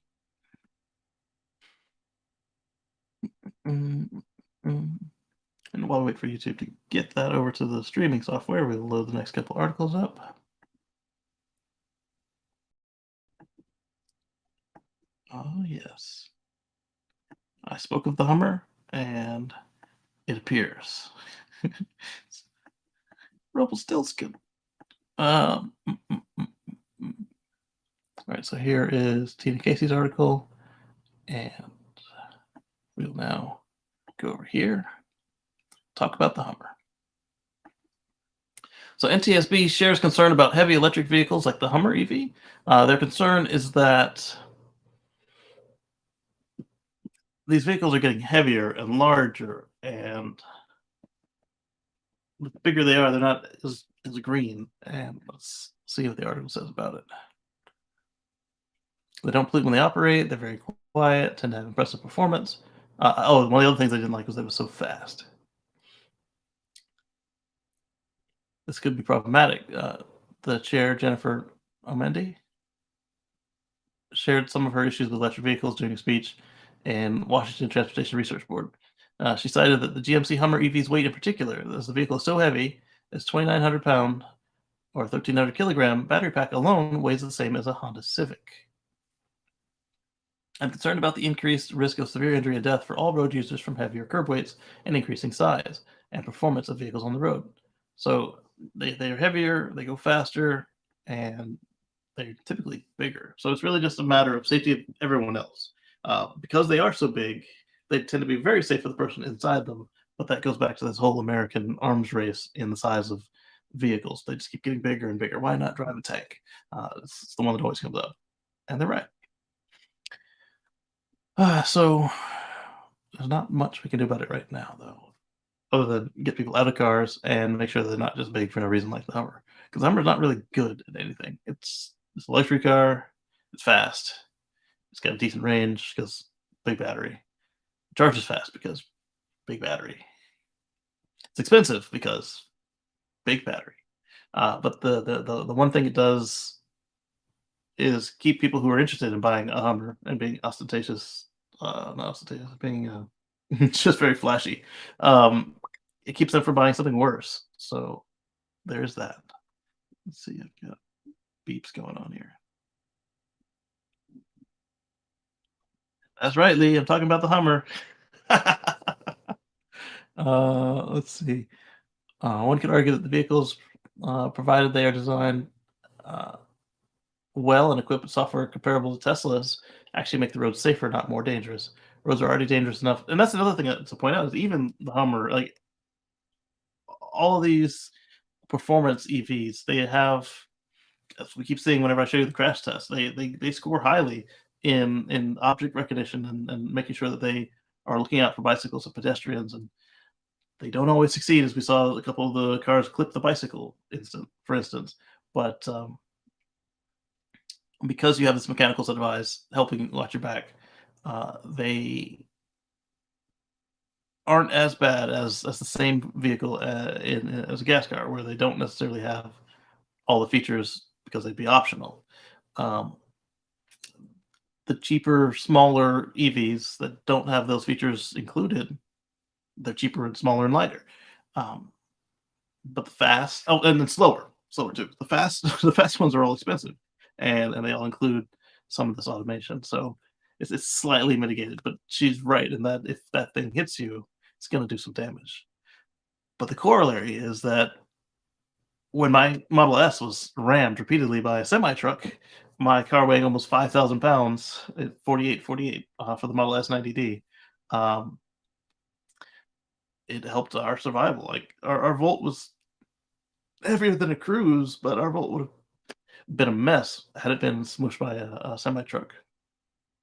That was our other option that day, was to take the Volt, and I had forgot to plug it back in that day because it was a driveway car. It just sat there in the driveway at that point. And so I unplugged it from for a storm or something and never plugged it back in. It was lightning storm, and I don't actually do that for my daily driver. I just leave it plugged in during lightning storms. Um, so that car wouldn't have had enough range to make it to our errands and back that day, and so we took the Tesla. The reason we considered not taking the Tesla, we were getting new plates, and I felt it would have been easier to not have to, like, should we get stopped for any reason and have the wrong plates on the car. Um, yeah, I can say, "Hey, look, here's here's the plate and the registration and everything." And in fact, that's what I ended up having to do when we got smushed. I had to give the officer my plate packet with the registration in it, and he's like, "Why don't these match?" I was like, "Literally, I'm coming from the DMV. I was coming home to go put it on." And so anyway, so that again is like that whole arms race thing, but it did save us from a semi truck. So I'm mixed on that one. That's all I have to say. Let's see, more records for Tesla. Tesla wins 40 wins sorry, wins the U.S. luxury crown, the first American car maker in nearly 25 years to claim that title. That's impressive. So Tesla won U.S. luxury sales crown for 2022, beating BMW, according to estimates from the Automotive News Research and Data Center. So Tesla had 491,000 sales in the U.S. based on estimates, and BMW had 332,388 sales, followed by Mercedes-Benz with 286,764 for third place. Congrats. 491,000. And the last place on the list was kind of a tie between Acura and Volvo at 102,300 and 102 and 38.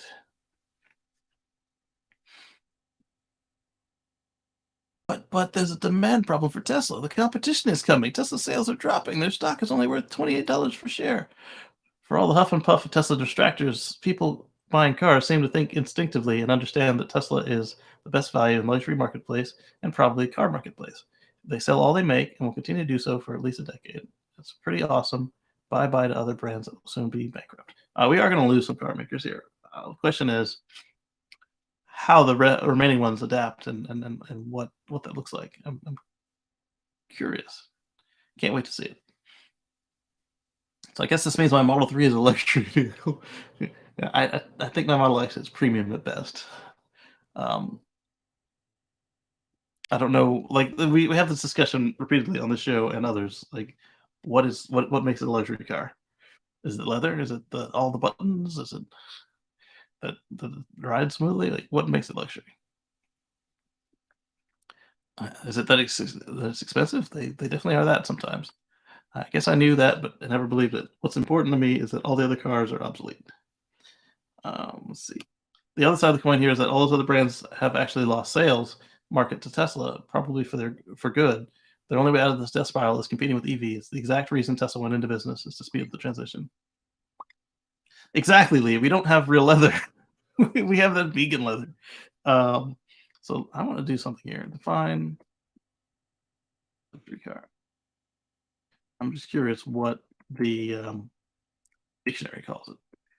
Clearly, the automakers don't agree. Passenger automobiles built by recognized luxury automakers. This is coming from KBB.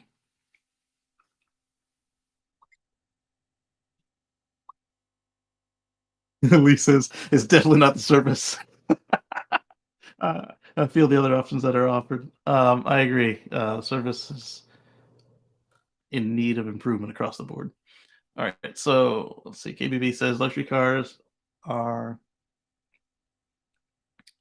built by recognized luxury automakers, which means what? I don't know. Seems like a reflexive definition. Yes, it does. Draws the line between luxury models made by mainstream brands and entry-level models made by luxury brands. Yes.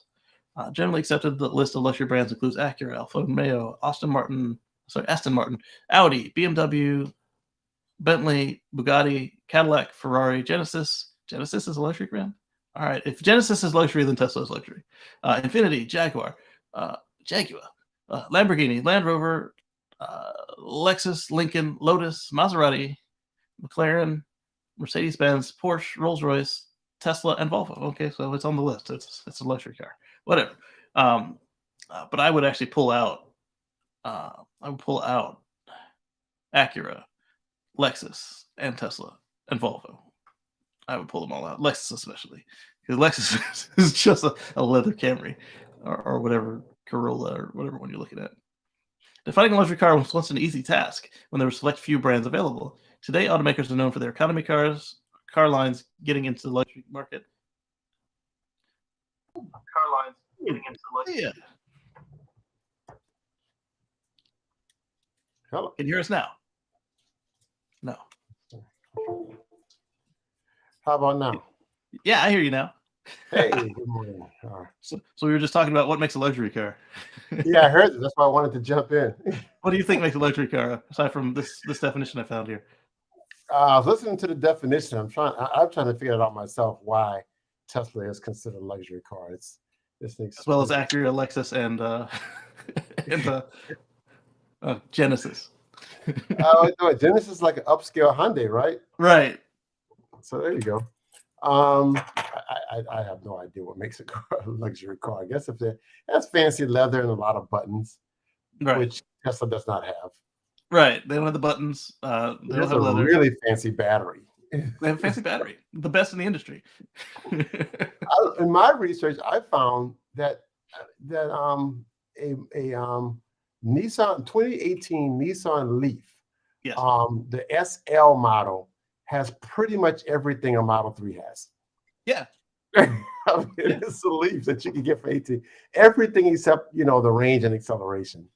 So I guess it's going to be maybe something like the smoothness, how it feels when you drive. Maybe it's more of a feel thing. And electrics are smooth. Yes. Always. Right. But if you want power seats and power windows and a backup camera and Apple AutoPlay and all that stuff, the Leaf has it, and you can get that. In fact, it has the actual Apple CarPlay and Android Auto. And not we have the Apple Music app. It's not quite the same thing. I have an Android, so I don't even. Yeah, I was saying Bluetooth. I got Bluetooth. I do have Apple Audio. I haven't set it up yet, and I've used Android Auto in other cars, like a couple GMs. Okay. Or in the case of the Bolt, you don't have any choice. Like if you don't plug your phone in, you don't got maps, you don't got a radio. I didn't know. You might have FM radio. I don't know. It's been a minute since I've sat in one. Okay. Yeah. So what do you think about the Wyoming Republicans trying to make it illegal to sell cars, electric cars, by 2035? That's just craziness.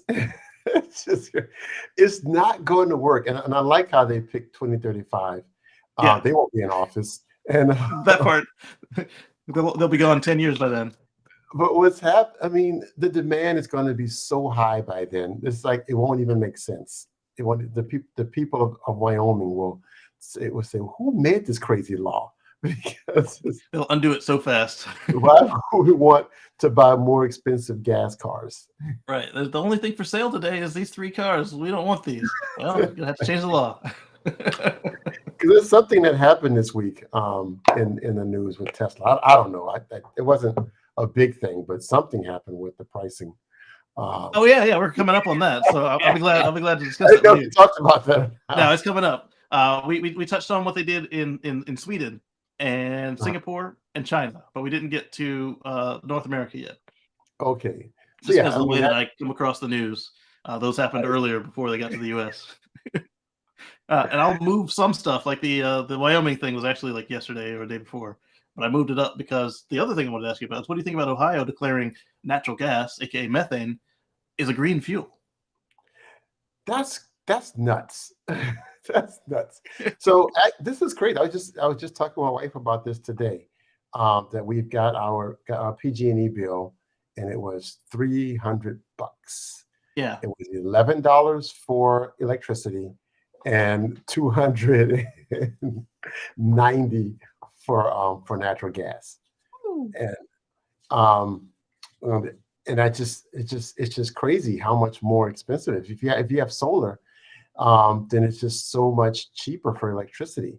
Then on top of that, I said I expected this bill to be lower because we were out of town for 2 weeks. We were gone.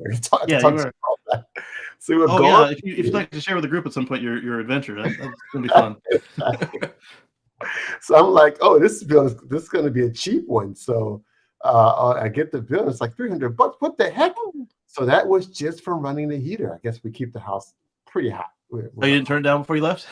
No, it was off. For the 2 off. weeks we were gone, it was off. So this is just for the other 2 weeks. Just for 2 weeks you were there. Well, I mean, you were here during the cold snap, right? Right. Okay, they'll do it. So that's you have gas heat then. Yeah, so gas heat. Yeah, I'm looking at I think I saved this for later in the show, but there's a resource that shows yeah, I must have because I put it in the live stream chat. As a resource that tells you how much tax credit you get for each conversion. So I want to change my gas heat to a heat pump, and I want to change my stove to induction, like a proper, like when we were there, we were using a induction plate, but we're gonna be back there for a little while, and I want to take advantage of some of these credits. I've got a little something set aside to change my stove to my cooktop to induction. Yeah. I haven't done the research for it, and I haven't found one that would look good in my kitchen. Yeah. But when I do, we'll have to do that. But then you also got to get new pots and stuff like that too. Well, you'd be surprised how many pots you don't have to change. The easiest way is to stick a magnet to it, and if it works, you're golden. If it doesn't work, and you've got a lot of pots, you might want to look at one of the inductions that can work with everything but glass pots. Well, we're pretty good. I mean, our pot set was given to us as a wedding gift for. So it's probably cast iron. My parents. No, this is aluminum. It's aluminum with the aluminum. Okay. Yeah. But don't forget though that our Model X's have aluminum induction motors. So so they may be good. Right. Well, so you'll need one that can induce aluminum. The mainstream ones can only induce ferrous metals. So you got to look at that. But remember, the adventure I want to tell you about. Bring one of your pots with you. The adventure I want to tell you about is us celebrating our 20-year anniversary. Oh yeah, so that'll let you know how old our pots are. Happy anniversary! That'll let you know how old our pots are. Those are old pots. Yeah. They last a long time. Good stuff. They do, yeah. But so yeah. Do you want to tell them about your Model X adventure, or should we? To finish that earlier point, you were talking about a heat pump. That's what I was telling my wife, that at some point, switching to the heat pump will be just so much more efficient. It just shows how inefficient it is sending gas to each house on our street. Right. Whereas if they just burn the gas at the electricity plant and send me electricity, all I have to do is run up the pump, to run the heat pump, and then maybe a blower for each room. So it's just so much more efficient. They were saying that normally, like assuming that the fuel didn't need to be transported anywhere, it's 100% efficient because it's making heat. However, the heat pump, and well, first off, before the heat pump, you're not burning the fuel directly. It's getting pushed through a pipe, or you've got to bring the bottles, or somebody's got to, if you got a whole house bottle, somebody's got to bring the bottle on a truck or refill it or whatever. So there's this loss there. So it's like 90-something%. But the heat pump is over 100% efficient at making heat because it's just moving heat, and on top of that, any heat that it makes in itself also gets dumped in the room, so you get that for free. Exactly. So it's actually more economical to, like you said, to burn the fuel by a wide margin. Burn the fuel at the power plant, Right. convert it to electricity, pipe it down the lines, Right. convert it back to mechanical, and then push it into your house. Yeah. So just think, each one of these houses has a little pipe to put some gas in it. Yes. And it's so inefficient. It's so expensive and so greenhouse intensive that Yes. just burn it at the power plant. It's immediately it's sending electricity. What's left? What I need, because I have solar, so I would need so little. Right. And since we were talking about Ohio and saying that natural gas was somehow green energy, let's look at what the Department of Energy has to say about it. So they're at 93.2 trillion thermal units of coal, so 3.7% coal for heat. Natural gas for them is 837.6 trillion units, or 33.4%. Petrol is at 40.4%. That's got to be transportation and manufacturing. Renewables are at 3.1% at 77.7, and electricity is at 19.4. And that was just heat. So let's look at electricity now. Their coal is at a whopping 42%. Wow, that's incredibly high. Not as bad as we saw at Wyoming, but wow, for an East Coast state, that's high. other than West Virginia. Natural gas is at 36.1%. That I expect. Petroleum is at 1.5. That's more than you would expect to see. Renewable energies are at only 2.7, and so they actually have less renewables than Wyoming. Maybe that's why they're trying to redefine natural gas as renewable, so they can change their charge. So I mean, it is renewable. It just takes a few hundred million years to make more of it. Right. Or you can do the Sabatier process and pull carbon out of the air, oxygen, and water out of the air, and make it that way. But that's not what they're doing, because that's stupid expensive. But on a place like Mars, where there is no oil to drill for, that's what you got to do, and that's where you're going to get your methane from. But surprisingly, unlike Wyoming, they actually have some nuclear at 17.4%. Okay. And they have inflows of electricity, whereas Wyoming actually was an exporter of electricity. Ohio imports 288.7 trillion BTUs of electricity. And then what are those they're not sources really a good from? place to be making that call. I wonder if they're pulling that from Wyoming or from They could be. West Virginia. All right, so let's talk about your Model X. That's the adventures of the Model X.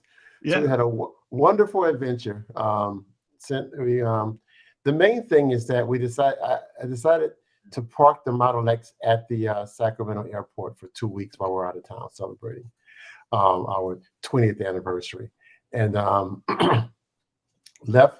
I left at about 100% charge, maybe 95% charge, and you're going to use up about 40% getting to the airport. And I decided not to stop and charge along the way. There's a supercharger not too far away, and I said, if we did that, we'd have to leave earlier, and that's right. We don't want to do that. So I said, I'll risk getting up early.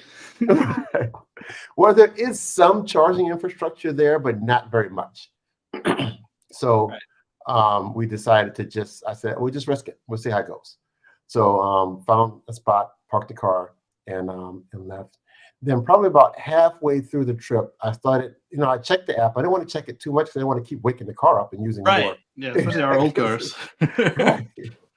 But then I would check it and notice that this thing is going down pretty fast. Yeah. I'm a little concerned here. So when it got down to about 20%, we still had about 6 days left on our trip. It's like 5 or 6 days. It's like, I better do something. So that's when I called a friend of mine and I said, hey, why don't you go ahead, grab my car, take it out, charge it up, or heck, just keep it for the week. And then just, charge it up. That way you don't have to pay for gas. I'll pay for the gas. Tesla That's right. Exactly. Especially on that car. Exactly. Free super legacy charging, baby. That's right. No wear and tear. So you keep it and then bring it back Saturday when we're home. So he gets to I add him to my app. He gets to the airport. He can't unlock the car. The car wouldn't open. Yikes. So I'm like going back. We're going. But it was really weird. Yeah. I can see the icon. We click unlock. It would unlock on the app, but the car would not. The door wouldn't open. The trunk would open. We could get the trunk to open, but nothing else worked. Yeah. So I called Tesla, and Tesla's like, well, you can't call Tesla. You in the app. We're in the app, set up a service call, and they're like, well, it's probably a connection issue. Like, no, it can't be a connection issue. No. I thought it was a connection issue. It's like, why would this work and that work and other stuff not work? I was like, right. I was like, hey, have him bring a hotspot that matches your home Wi-Fi. Well, you told me that, and I didn't know what the heck that meant. Okay. So bring something like this, Mm-hmm. or a phone that's got the connection sharing turned on near the car, and it would say, "Oh, I'm home," and it would just connect, and it would connect to the internet over Wi-Fi. So, but the phone, he would have to clone my Yes. home Wi-Fi. Okay. Well, or anything that the car knows. So if you ever did it at work or at the free library or something like that, something that didn't have a captive portal page, Okay. it would just say, "Oh, I'm home," and it would just connect. Where are you? Okay. I didn't know it would do that. So, so we gave that up. He went home, and I said, I'll just deal with this when I get home. Right. Called cousin of mine. He came to rescue the rest of the family because we had 10 bags of luggage. So he came to pick up. That was going to be a whole different issue. We barely fit the luggage in when we left, and we came back with more. Right. A long vacation, you bring some more stuff back. Exactly. So now we're going to deal with that. But he took them home, and I stayed with the car waiting for basically a tow truck because we thought it was a 12 volt. Thought it was a 12 volt to come and jump me and open the car up. The first tow truck came and couldn't tow me out because it was too tall. Ooh. They actually got into the car, but to put the car on the truck, it wouldn't have worked. It would have hit the rafters. Right. Thump, thump, thump. So that was it. So then my wife, she came back to the car to pick me up from the airport with the key. Yes. By that time, it's 9:00 at night or 8:30. We didn't want to go back into the garage. She just picked me up and went out to have something to eat and just went home. Yeah. The next morning, I figure I have to figure this out again, but the insurance company was already on it. They had already dispatched the tow truck. He called me. It's like, we're on our way to the airport. So I had to drop everything I was doing and ran out to the airport. Yeah. Got there, jumped to the truck with them, went to the garage. The truck was too tall to get into the garage. Oh man. So I'm like, oh goodness. The truck itself, not the first one was the truck with the X would be too tall to get out. Right. Couldn't get it out. The truck couldn't get in. So I said, forget it. I said, I got an idea. I can't be the first person this has happened to. Let me talk to the airport people. They must have some way that they can help me out. So I called them up and they said, well, we can send somebody to give you a jump. And so this is where my brain went scrambled because I declined that because I said, well, even if you jump me, my battery's at 0. So I can't move the car. So I still need a tow. So I already, right. So I was like, I didn't think about all that. It's like, you know what? I've already got another tow truck coming. So don't worry about it. I'll let them come in and handle it. Yeah. So I go back to my wife's car. I run some errands, return some stuff, do some stuff. I watch the Saints game. Try to get onto your show. Just that's why we're on my screen you were showing up as a black square, and on the show you were showing up as a clear square. Right. And that's when it finally hit me that maybe there's something to this connection issue. And so on my way, but what Tesla could have told you is, hey, we've only got a 2.7% good signal, and then you would have been like, oh, okay, because they have the stats. It would have saved a lot of money. Well, money wasn't the issue. Actually, I didn't waste money. It was the time. Well, you spent a lot of time for sure because those 3 tow trucks. Yeah, that's true. So because if they just said, hey, you got a signal with 1 bar instead of hey, check the signal, because I see where you're coming from. You're in the app and it's doing stuff. It's just not opening the doors. Right. I get that. So if they say, hey, you've got 1 bar out of 10, you'd be like, oh, well, that's not good enough. I still would have thought that was good enough. So I don't know how many bars I need. Right. So finally I go into the. That's when I got off trying to connect with you. Yeah. I don't know what made me say, just don't leave the garage, because I'm in the garage with my wife's car. Don't leave the garage. Go park somewhere else, and try. Since they're coming to give you the jump, you need to manually pop the frunk. Yes. So you watch those YouTubes on how to do it. Go see if you can do it. Yeah. So then I parked the car and was so lucky to find a charging spot this time. Nice. So I parked my wife's car in a charging spot, and I go over to my car to try to manually pop the front, and the car opens. It's like, hey, opens the door. Let's go for a ride. Right. I've got the key in my pocket this time. The key would have done it the whole time. Yeah. So I just had no reason to go over to the car with the key. This Right. time I decided to do it. Jump in the car. It's at 0%. Had been at 0% for like 3 days, Ooh. and but it still was just enough to move it. I pulled it out, and like I'm literally across the aisle from me was a charging spot. Nice. But I couldn't. It wasn't accessible. It was taken, but there was like some striped area, so I parked in the illegal striped area. Like, what are they gonna do? Tell you? right. Thanks. That's what I've been waiting on for days. Right. And it actually was a free charger, so I plugged it in, but it was a 110. Right. It was 110. Oh, that's like a 3-day charge right there. Right. But I had the other car parked at a 220. Oh, nice. So that's when I activated the help from the garage. They show up, and I ask him, all I need you to do is don't let anyone take that other spot. There you go. So I went to that spot, pulled my wife's car out. He pulled his truck in, walked back up to my car, pulled it into that spot, left it for 6 hours. There you go. And then it was able to drive home. Drove it home. How long did it zero though? Because like on the charge, you know how like it has to like recondition and make sure the battery is actually ready to take a charge. It said I can look it up if we have a second. I took a screenshot of my car when it got to about 0. I mean, when you plugged it in to recover from 0, how long did it stay at 0 while it was recalibrating and connecting? Maybe 30 minutes. Wow. Maybe so that's kind of like how when Kyle Conner did the Frozen Model 3 test, and he was like 50 minutes with no charge before it started charging because it had to heat up from Frozen. Details. So yeah, January 2nd. Oh wow. So it hit 0 on about the 2nd, and we didn't get home until the 7th. My goodness. Oh, wow. So now you know if your car's at 0 for quite some time, it'll still have just enough juice to move it.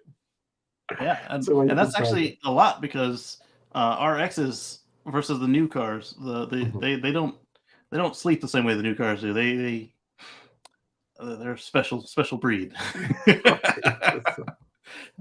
Like even if you have Sentry mode turned off, they're sitting there, they're still just draining away. Yeah, it did. So that's why I think ultimately it was the cold weather. I think that was the ultimate thing, is that it was just a lot colder than I thought it was, and it just burned the battery up.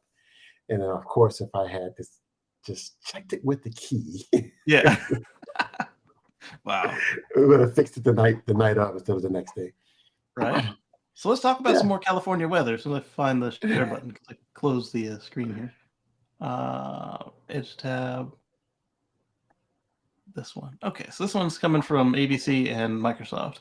So extreme drought is nearly eliminated in California in wake of the atmospheric rivers. So now they're just in a regular drought for most of the state. No longer an extreme drought. So on December 27th of 22, this is what it looked like. And on January 10th, 23, this is what it looks like. Just merely orange instead of blood red. It was very concerning. The drought was very concerning to us here. Even Nevada got better. Look at this.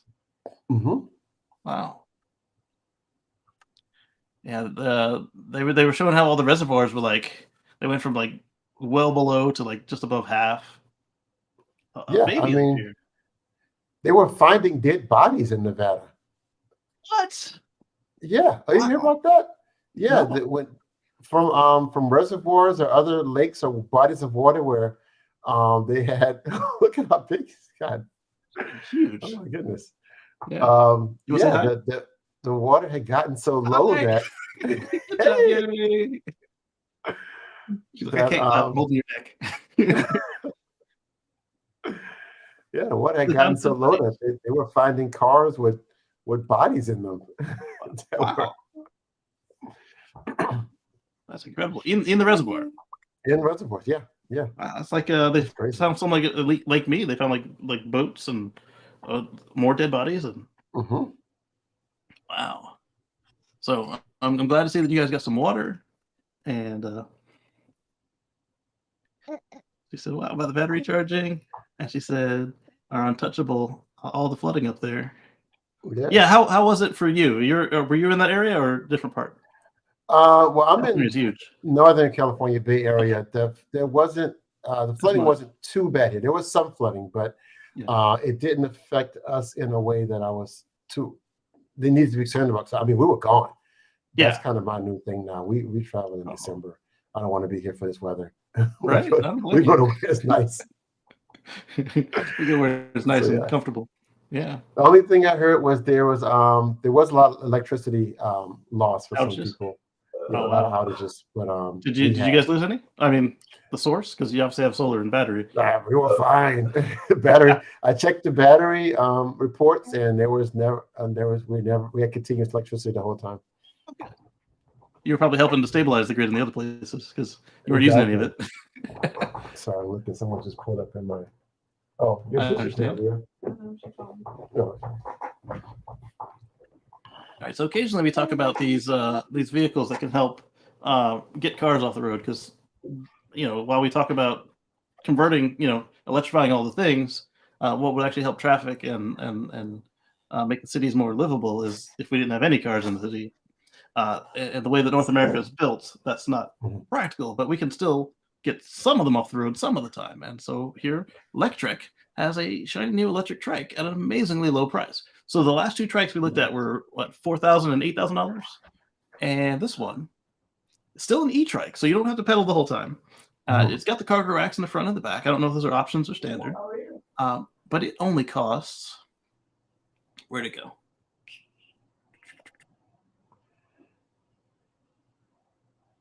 It was further in the top of the first division of the article I read. It only costs $1,499. Yeah, that's even cheaper than the cheap one we looked at. And if you get the Rad trike, you're looking at $2,500. This has got a 14 amp hour battery, and I was looking for the wattage on the main motor here. Let's see, WATT. It doesn't say. I don't want to search for W. There were a lot of W's. But 55 W's in here. All right, I'm going to look for it. The W's are kind of clustered. I'll look for W with the number. Hydraulic brakes, not bad. Fully foldable. Oh, that's even better. You can carry it places. Rear hub motor that drives both wheels. And a differential. And there's no rating on that motor. Wow. 2 comments. Well, let's see them. Really? That's what you think? You can't even ride it? Well, you didn't even walk, let alone ride a bike.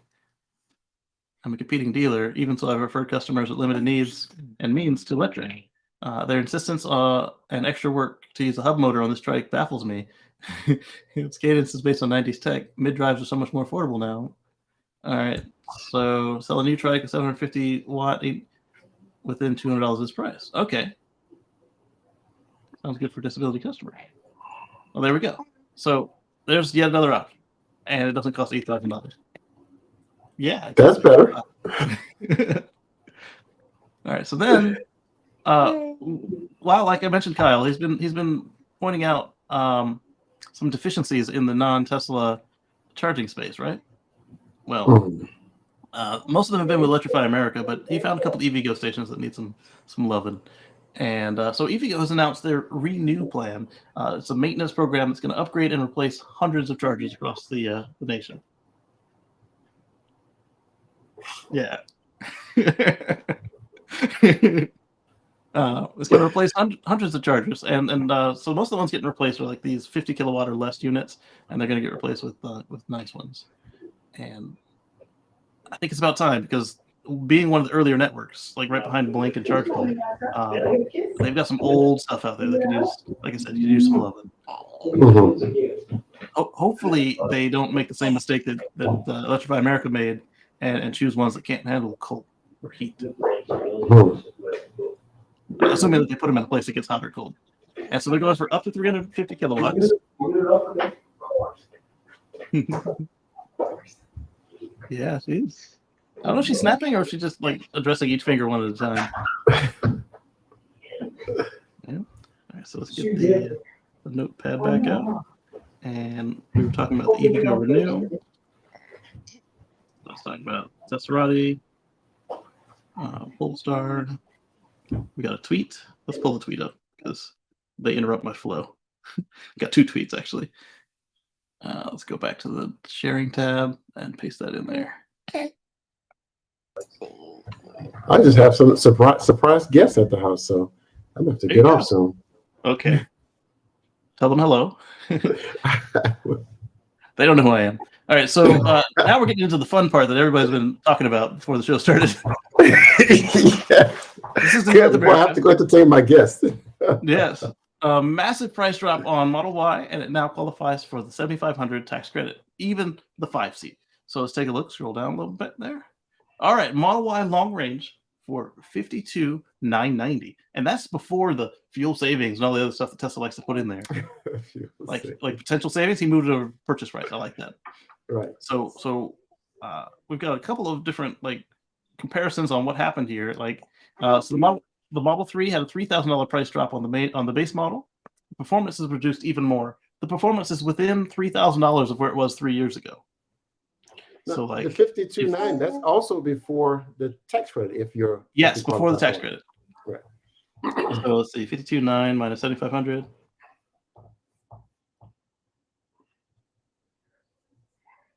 You're looking at 45,490 if you qualify. That's just crazy. Yeah. For an SUV, electric, 300-mile range. Was this one 300 miles? Let me check real quick. Yeah, 330-mile range. Yeah, 300. That's nuts. It is. We paid $49,990 in 2021. So it's cheaper now than it was in 2021. Yes. I want my money back. Elon owes me my money back. Throw me my money, Elon. Oh my God. Yeah, but his whole thing is, well, you didn't write me a check in 2022. So right.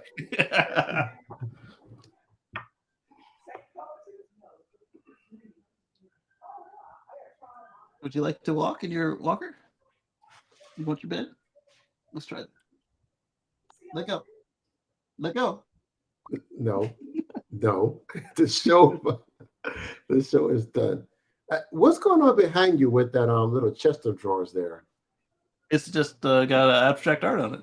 Is that? Yeah. Was that peas? What is that? Peas? I don't know, like a splatter. Okay, that's what it looks like. I just thought Moto did that. Yeah. Okay, I figured as much. Yeah. Good job. I like it. I gotta lean over. Hello, Moto. Yeah. All right, and so like we were saying, the performance is now within $3,000 of where it was. I think it's the Performance 3 or the Performance Y. I'm not sure which one. I'm pretty sure I saved that. We got a bunch of tweets here. Let's copy this link. I've got a chart in here somewhere. I'm hoping this is the one because the chart was impressive. Let's see here. We got some tweets, some messages. And Ali points out another good point. She says her 2018 Model 3 is now only worth $26,650. So it cuts both ways. So if you already have a Tesla, it's not going to sell for $55 anymore when you trade it into the used dealer. And in fact, Carvana, well, it was not Carvana. It was Zoom and another one have decided they're not taking Teslas anymore on trade for a while till they figure out what's going on in the market. That sucks for them. Yeah. Dan shows us an only used Tesla listing for $28,999, and it doesn't have the aero covers, but it has the 18-inch wheels. Looks like it's in great shape. Incredible. So yeah, so this works on the used cars too. And don't forget, used cars qualify for the tax credit this year, depending on your income level, of course, and the price of the car. So I guess I can have a little sympathy for car dealers or used car dealers. Man, I saw one this morning where like all they sell was used Teslas, and right. I think like $400,000. This guy lost $400,000 overnight. So I have a little sympathy for them, but I mean, yeah, my car went down in value, but it's not like I mean, we didn't plan on doing anything but driving it. So right. I finally rolled over 80,000 miles. It would have been well over 150,000 miles had my driving situation not changed with the COVID protocols and the new jobs. So the Model 3 rear-wheel drive was $46,990 and is now $43,990. 3 Performance was $62,990, is now $53,990. I was hoping that there was one that showed. I don't know if I saved it to the list or not, but there's one that showed how they have gone over time to show like where they peaked and came back. I think there's one that did that for the Plaids. Let me check these notes. That was, I think Rob Mauer has that list. But I think it's amazing the 3 rear-wheel drive to be $43,990 before after tax. The tax. Oh, it's after the tax credit. Yeah, it's at $36,500. Yeah, 36. So there's your $35,000 Tesla right there. there. Exactly. That's it right it still exists. They did it in Europe as well. 20% in what part? Just the EU model, or which countries? Either way. So what's happening here is what you would have gotten for the 35 originally. Right. And there's more car. Yeah, more car you would have got for 35. It's got the heat pump and everything, and the single cast rear or front. Either way, it's got the casting in there. So DJ points out that this is Tesla putting a foot on the throat of ICE because, I mean, look what happens is that we're approaching parity with the within $1,000 or $2,000 of the average selling price of a fossil. And another thing that it points out is for some of these folks, it's going to be harder for them to compete because they were already stretching. Like we talked about how the Bolts had to come up a little bit now that they got the tax credit to relieve some of that stress on the sales. The Mustang Mach-E, the Cadillac Lyriq didn't even qualify for the because of their price. They counted as a car just like the Tesla did. So unless they can get their price down under 55, they're at a $7,500 immediate disadvantage to the Tesla before you look at whatever the Tesla's selling for, because now the Tesla counts for the tax credit. And it's just amazing. I mean, everybody who bought, and not everybody, but some people bought whatever reason they bought their car. But if you're at the end of this year and decided to buy a car, I knew this was going to happen. I told everyone, my advice was simple. If you have an extra car, sell it. If you need to buy a car, don't. That's it. Right. Just wait until this tax credit thing works its way out, because something's going to happen. Right. But at the same time, if you knew you weren't going to qualify last year, my advice was get it, because Tesla's giving it to you and they're not checking your income. Right. Well, yeah, that's true. That's true. If you knew you were not going to qualify. Right. And then Lee pointed this out when all the articles started coming out, before anybody else told us. She told us that the Midnight Silver Metallic is $1,000 more again. And she also pointed out that the white is a little bit harder to keep clean. So I was looking for that chart. One of these has that chart, but looks like the biggest drop is on the Model Y long range at 20%, followed by the Model Y Performance at 19%, and the Model X Plaid at 14%, and an S Plaid as well. Where is... This might be the one. I'm hoping this is the one, because there was one I had that showed the price as it went up and came back down through history, and I thought that was amazing how close it was to where they all were when they launched and where they are today. So the Model 3 is made cheaper than ever before due to inflation. So yeah, if you take the inflation adjusted dollars, this is actually cheaper than the $35,000 Tesla they sold for like 3 weeks. That's true. So you get a new base Model 3 for $43,990, and then it's reduced to $37,390 with the tax credit for people who live in certain states and municipalities. So $43,990 with the tax credit, and let's see. So translated into 23. No, I'm just pointing out that when this gets more people into EVs, when you go EV, you don't go back. Right. I'm sure unless you tried to shoehorn an EV into something it didn't work for. We've seen maybe 4 or 5 cases of that in each of our circles. You're going to find some anecdotal cases, but for the most part, the car is going to last a lot longer than your gas car. You're going to build the infrastructure at your house, so you're charging at home. and it just becomes a part of your life. It just exactly. You're not going to. Now I'm going back to getting gas. I'm just Right. not Like, going to do it. if you have to go somewhere and do something to make it work, it's like, oh, I don't have time to go get a fueling stop. I like waking Oil up and it's changes? full. Yeah, oil changes. It's just now. No, Yeah. I'm not doing that. So now Yeah. that so many more people can afford this and get into it, it's just going to push that market share toward EVs. So they're saying in $2023, the $35,000 Tesla was actually over 40,000, which means that the new Model 3 is the cheapest it's ever been, and the Model Y has never been this cheap before incentives. Which is now 45,190 with incentives. That's just incredible. And let's see, the Model S and Model X. Model S now starts back under 100,000 again, so that's good. But the performance, the Model X Plaid is now within $3,000 of where it originally came out, dollar for dollar, without converting the dollars between the inflation adjusted dollars. Let go of my glasses. Get those glasses. Get them. Go. Thank you. Get them. Get it. I asked them if they had the lightweight ones that have the the ones that you always see on the display where they got like the weight on it, and he's like, yeah, these aren't those. I'm like, okay, be careful. But they didn't have any in stock. So, well, they did have some. They were kids' glasses, and they obviously won't fit my big head. No. So this is incredible. What do you guys think about the price drop? I mean, you see what we think about it, but curious what you guys think about it. And one thing we noted is that some folks who got in at the beginning were able to get cars in stock, but now other folks are getting to the point where they have to wait for a Tesla again. So let's go to Tesla.com and take a look.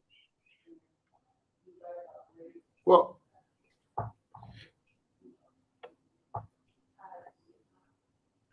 why the price drop? Of course, I hear naysayers saying it's because demand. Blah blah blah. Oh, look at this! They defaulted to purchase price and not the fuel savings grant. Yeah, they did. Mm-hmm. Nice. I noticed that when I got on. You have to switch to the savings part. Now it just goes to the purchase January price. to March, which is already so low. It's like, what's the point in that fake one that he puts up there? Yeah. So I'm thinking that what happened is just like Tesla's always told us, is that they're looking to hit a certain internal profitability, and if they can do it, they'll lower the price. If they can't do it, they'll raise the price. Or if they feel the wait is too long, like when they were at a year for a Model X after it went back into production, they just raised the price, kept raising the price till people stopped buying it. Exactly. If you want it now, you'll pay for it. Exactly. And so what we're seeing is that the prices for the batteries, the prices for the aluminum, like all the prices are starting to come down for all their inputs. And at the volume that Tesla operates in, they can also continue to push these suppliers to go even further. Because when you're looking at over 1 million cars in 1 year versus 60,000 cars for some of these manufacturers, Right. the manufacturer will take you. Oh, so the supplier will take you a lot more seriously if you're putting in those kind of orders. Exactly. If it's like, oh, I'm just playing around here. Oh, okay. Well, so are we. Pay up. Like, hey, we could buy all your supply. Oh, yeah. Let's do that. Right. Well, work for the rest of the year, right? Tesla's making EVs. I'm going to try to make a couple thousand of them and see. But no, I think that people, even the analysts, just didn't believe that Tesla was serious with their mission statement. Yes. To make EVs affordable for everybody, to put them on the road, well, to advance the advent of a sustainable transportation. But to do that, you need to make them cheaper. And so, if we have to make a little less profit to put more cars on the road, then we're going to do it. And people just did not believe that they were serious with that. Yeah, my friend Patrick says a future free from fossil fuels. Lee points out that this March delivery for the long range coincides with the adjustment of the tax credit. Like what we're running in now is a preliminary, and so if your delivery date is before March, you get what they say. However, if you get it after March, there's going to be a new set of regulations that we're not sure is out yet because it's not finalized. Somewhere on here, somebody Tesla showed me. could be doing what they did with the Model 3, how they held deliveries when they hit that second tier of tax credit to try to deliver as many as possible, and that's what they're doing with this. Just push out as much as we can, get people as much savings as they can until Congress or the IRS makes the changes, which we don't know what they're going to be. Sure, you can deliver it to Virginia. I don't care. No, let's do. What's the California zip code? So I have my brother says he's getting Model 3, and I hit him up right on when it's changed. I said he was looking at do it now. Get a new one. What's that California zip code? 94533. All right. 94533. 33. Yeah.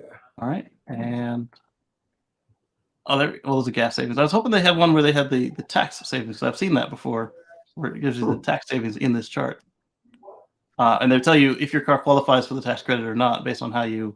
It might just be further down. They'll tell you if your car qualifies for right there. Your design qualifies for 7,500 tax credit, and so but it won't show. I tried to do that too, try to configure it, but it won't show you in the calculation. I guess because they don't want to be on the hook for. I guess if someone's income doesn't qualify them. Right. Let's do red. Red costs more. And let's do white interior. 7 seats will give you a higher allowance. That's why I'm not picking 7 seats. I'm not just trying to make it more expensive because 7 seats is heavier. Whoops. All right. So far, it doesn't say that I qualify anymore, does it? Oh, I see what you're saying. I did something. So if I hit 7, it'll say qualifies again. Right there. So before you hit finish, make sure you see the check mark if you got the income to qualify for this. Well, it says your design qualifies, but right. Well, that's the important part because if you know your income, they don't know your income, and look at the difference on the 7 seat. It's February to April. Yes. You want out again? You're the one who wanted in. All right, so that's important to pay attention to. And let's see. Next up, we've got the EV transition is to be propelled by massive rare earth elements discovery. So this, you hear rare earth elements, blah blah blah, and you know if you know that's a stupid name for them, just because they're rare because they're harder to get, but not because they're actually rare. There's a lot of them. Yeah. And the other problem is generally where they're located. They tend to be in places that don't like us Western folks. Well, they're here. We just haven't developed right because it's more expensive to get them here. But the cheap, easy to get ones or easier to get ones are in places that don't like us. But look where this one is. These were found in a Swedish company called Elcab has identified the largest reserve of rare elements. Critical for battery and EV manufacturing. And now, as we keep saying, Tesla and Cattle and a bunch of others aren't into using rare earths in their batteries, but these are rarer minerals. If you look at where does it say which ones they found? It was 4 minerals, so it wasn't like cobalt and. They all have the names you don't see every day. They used to be focused on iron ore extraction, and we find that a lot of these things tend to leach themselves with iron. Looking for the name of the elements. I'm not seeing them right now. I'm sorry. I'm going to jump out. I got to go. All right. Hang out with my Hello kids. to the family. It's good talking. Yes. We're good talking to you. You too. See you next week. Rare earths are not used in batteries, only used in small amounts in some electric motors. That's another point to point out. Let's go back to the other view here. They are used in nickel metal hydride batteries, but those are only used by a few Toyota hybrids these days. That's a good point. I didn't realize that nickel metals use rare earths. The most common is AB5, where A is a rare earth mixture of here it is. What they found: lanthanum, cerium, neodymium. That's for magnets for sure. Praseodymium, I guess, is a magnet as well, and B is nickel, cobalt, manganese, or aluminum. Okay. So moving on from that awesome find for our folks in Sweden, Anders. Polestar breaks out the boxing gloves, man. Look at this. So Polestar has decided to call Toyota to the mat. Toyota contributed less than 1% of U.S. sales of emission-free vehicles and has the worst supply chain for reducing emissions. That's the subhead there. And Polestar, Frederica Claren says, has a clear look at what the future should be. And according to her, we should stop burning fossil fuels. Toyota believes its hybrids are proving more successful at reducing emissions, likely because they're more efficient than standard gas-powered cars, and automaker sells loads of them. However, no matter how much you present the facts, there's no denying that loads of hybrid vehicles across the globe are spewing harmful tailpipe emissions. All right, so Toyota currently only has the BZ4X and then a bunch of plug-in hybrids. And by a bunch, I mean like 3. Let's see, where's the quote? All right, so she says, to me, you're still putting gasoline in the car, so don't focus on that technology at all. If you're focusing and having that in your business plan, then you're not going to level up in the way that you need to do in terms of this new technology. She's like, hey, Toyota, you're full of poop. You definitely full of poop? Maybe? You working it out? Anyway, I'm glad to see that that Polestar is pointing out what they're working on. It's also kind of funny that us enthusiasts have been saying for a while now that Toyota's not putting their best foot forward, but to hear the other automakers say it is pretty humorous, and hopefully they'll listen. Due to Toyota's size, the company sells vehicles in many countries around the world, some of which do not have robust charging infrastructures. Getting more hybrids to replace old gas models isn't the worst strategy in the world. That's true. However, their strategy is hybrids everywhere, not hybrids where there's no electricity. Toyota needs to push for better alternatives while sustainable electric power generation improves. Their foray into hydrogen fuel cell tech doesn't seem to have made a significant impact, so electric power seems the likely choice. And that's another good place that hydrogen could work, assuming that they have reliable electricity, or at least renewables, in the industrial centers. Then they can just replace the gas with hydrogen and the gas cars with fuel cells. The worst strategy would only make ICEs. That makes it the second worst, besides the real worst, which Toyota is also working on. So many of their cars aren't even hybrids. When Tesla first started making cars, they knew that in order to create a market demand for their vehicles, they would have to launch a charging network too, and so they did. The best and largest in the world at the moment. Toyota recognizes a problem, but wants somebody else to do something. Because we talked about on Russell's show on What Drives Us, is Toyota doesn't feel it should be their problem to solve installing charging stations. They just don't see it at all. Clap, clap, clap. Mm-hmm. Let's see. If we believe they are saying in the first place, which I don't, what they're really saying is they will lose too much money switching over, and they don't want to do that. There you go. They don't lose any money. They refuse to see it as an investment in their future and survival and the world's effort to transition to cleaner, superior transport systems. Nero has fiddled. Not often this happens, but I 100% agree with you, Bill. All right. Selling dumb phones globally during the popularization of the smartphone looked like a great strategy for Nokia. It did. People in development, where's Nokia today in the consumer phone space? They make chips. People developing, and they make the back end equipment too.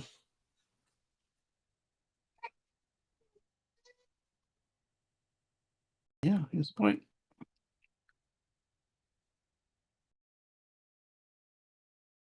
Okay, got bought by Microsoft. I wouldn't say they didn't go bankrupt.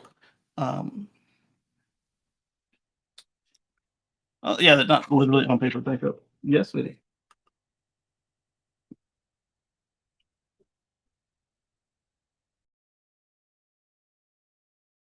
All right, moving on. So we have to go to the next articles here. Got a lot of them up. SpaceX, inductive charging robots, Twitter. All right, copy link to this tweet, and we'll go here to use this one again.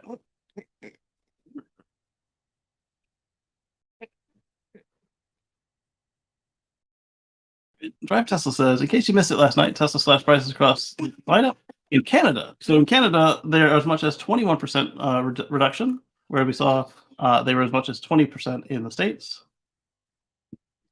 That's brutal for other manufacturers. Well done, Tesla. Sure, it'd be nice to have Model Y long range eligible too. Okay. So the other thing they were saying is that it now qualifies for the IZEV incentive again. That's why I pulled this particular tweet up. So that's the Canadian electric incentive, and it's qualifying again. Congrats to the Canadians that want to buy a Tesla. And we on to this one. All right, so this one we talked about from another article, the SpaceX agreement. All right, so this one came out after we talked about on our show last week. We talked about the RAM concept, and they have a concept charger as well. They figure that their customers can't be bothered to plug in, so they've got this video they made. Now, RAM Revolution has upped the ante on charge time and range. And we know from our Real Talk tour that our customers aren't just concerned with how long a charge will last on the road, but also how easy it is to charge. And with our upcoming new inductive robot charger, or RAM charger, that will make home charging as easy as possible. It runs the cord out. You see, it intelligently detects the vehicle's presence along with its charging needs, and then automatically moves into position and it lines itself under the vehicle. So you may say RAM owners are expected to be lazy. I will say that this solves the problem of having to park precisely on an inductive charging pad, and because it lines itself up precisely, it minimizes the amount of energy wastage from not having aligned it correctly, because it can scoot. So that is actually a step up from previous wireless charging pads. The other thing with it being this charging robot situation is you don't have to dig up your driveway or parking spot because it rides on top. You still have to make sure there's electricity available for the cable and everything, but you don't have to trench. So that's another advantage. So actually, what they've done here is actually improved wireless charging for automobiles. When you look at the old systems, I don't know what the power output on this one is, but they had a lower power output, and you had to align yourself perfectly. And if you didn't, they either wouldn't charge or they would charge even slower than they already did. I say slow, but I think it was the max charge rate for the Volt, and maybe the max charge rate or half the charge rate for the Nissan Leaf on AC charging. And Smart Charge capability will allow charging during off-peak time, providing more convenience and peace of mind for our customers. Now, what you just saw is a glimpse into the leading-edge tech, fully connected customer experience, and advanced mobility features that will deliver confidence for hardworking people every day, no matter their line of work. There you go. So when I found the article, people were telling me about it, and they were laughing about it. That actually isn't bad. Pretty good idea. Bennett says Cadillac EV under 55,000. Haha, I agree. Maybe a Cadillac Badge Bolt. Ooh, Cadillac Cimarron again. Midnight Silver Metallic may be the most common color out there of everyone because it was included for a while, but it looked great. Yeah. You would think EVs would work great for people who live 20 miles or more from the closest gas station. Exactly, because it's always full when you go home, or when you leave home, I should say. Oh yeah, even when you factor in inflation, we might have 35,000 Model Y after the conversion. Oh yes, I like it. If you can lower it that much, the question is why they have such a high surcharge. All right, so for that one, they actually did have an increase in their inputs. So they had to pay more for batteries, they had to pay more for chips, they had to pay more for aluminum, which the battery components and aluminum fell the hardest. And then the other part is they had a slower level of delivery of these supplies. And so what they would do is they would raise the price to the pain point where the people would hold off on their purchase, and it would slow the orders down. They were still selling everyone they could get. So, but what that would do is now instead of having 1 million orders, you only have 100,000 orders or something like that. And then as the price comes back down for the inputs, you can lower your output price, and then your orders pick back up closer to that 1 million instead of the 100,000. Saw an old tweet from Elon. Yep. I figure they still run things trying to stay as cash rich as possible during the uncertain cost periods because Tesla had money scares before. Exactly. It's like when you meet people who grew up during the Depression or one of the big recessions we had here in the States, they behave differently with regard to money than anybody else. They tend to save, and they have this fear that the bottom's going to drop out at any minute they turn around. And Tesla is like that because they grew up in a really bad time. Andrew says I said it wrong. It's pronounced LKAB.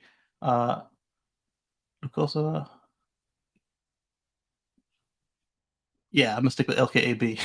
It's a joint stock company. Would love to see how many BZ4Xs are actually on the road right now. I think we said it was under 500. There were actually more Subarus than BZ4Xs on the road. We saw, I think last week before, we saw a number that came out showing how many Subaru Solterras came out, and I was impressed that it was more than the Toyota. Maybe Toyota will be bought by a successful EV maker for the brand. Oh, it could be like Microsoft and Nokia, and then the brand will dismantle it, mishandle it too. Yes, Microsoft had such opportunity, and they just ruined the Nokia brand. Having tried to use non-MagSafe charging pads, I totally get that. Yeah, and that's my problem I have with the Samsung. It does wirelessly charge faster if you get it aligned just right. I found that they two things with that. One, they sell MagSafe compatible cases, and two, the Qi charging standard. That's QI. That's QI. The Qi charging standard has for version 2.0. I don't know that I may have discussed that last week on the show. I don't know. But Qi 2.0 is actually based on Apple MagSafe. Apple's going to be getting royalties on it now. But it's faster than MagSafe 1, and it comes with the magnetic alignment. So that way your phone or watch, they called out wearables, will align itself correctly and get a less wasteful, faster charge that way. And because they are sure that you're locked in there, if it's a 2.0, I'm guessing it's backwards compatible with 1.0, but if it's a 2.0, they can actually ramp it up without having to worry about frying anything that either is in between there or it's designed to have a higher output wirelessly.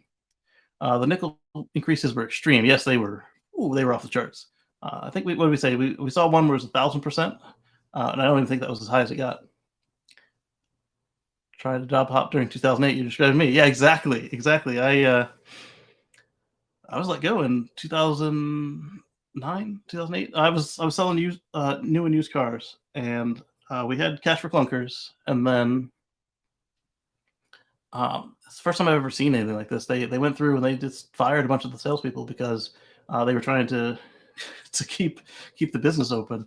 And then after everything started to recover a bit, they got some of us back. I came back, and I think 3 other people came back, but they let at least 12 of us go. And it wasn't easy to find a new job to the point where I was able to just go back to the old place once they figured out that they could actually make it work. And that was just the biggest one for me as a young adult. But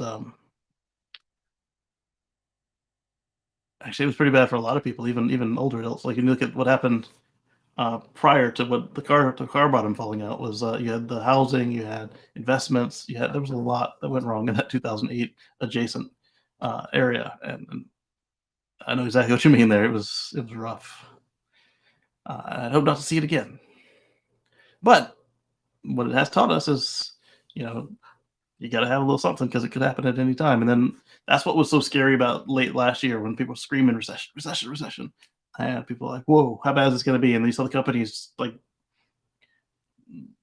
behaving irrationally because they had record profits, record sales, and they're like, "Oh no, we got to save, we got to save." That's what was happening. They were being told it was happening, and they were getting ready.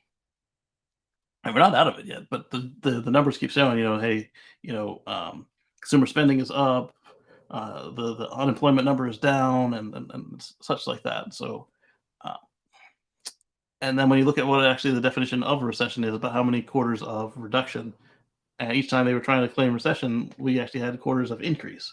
So, were we in one recently? I mean, yeah, we're on a period of extreme inflation. We were talking about the price of eggs last night, and wow, that one is kind of a combination of what's going on with the inflation, but also its own little micro effect. It's got, from what I'm understanding, there's more bird flu, and that's that's making the price of the eggs, the price of the backyard chickens themselves, uh, making it harder to obtain. So supply and demand on that one, on top of the already inflated prices. 7 kilowatts. So yeah, that is actually better than what we saw with the Nissan and Volt wireless charging aftermarket accessories. The Volt was 3.3, 3.6, no matter what you did to it for the Gen 1. And the Leaf started at 3.3 and then ended up at 6.6. So 7 is very respectable.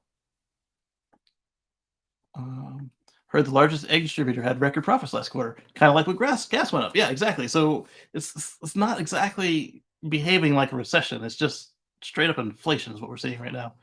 And until we see we're seeing the stocks do this, and we focus on them when they go red. But let me look that up real quick. Definition of recession.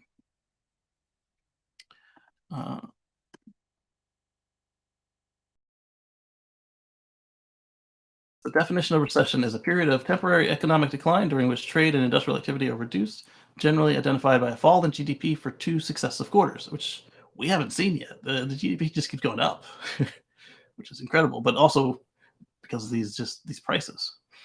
The action of receding, motion away from an observer. So that's not. It knew what we meant. We knew we meant. Number one is what we meant. And so 2 quarters. So U.S. GDP. Doesn't mean that elsewhere in the world isn't in a recession, but the U.S. is not. Let's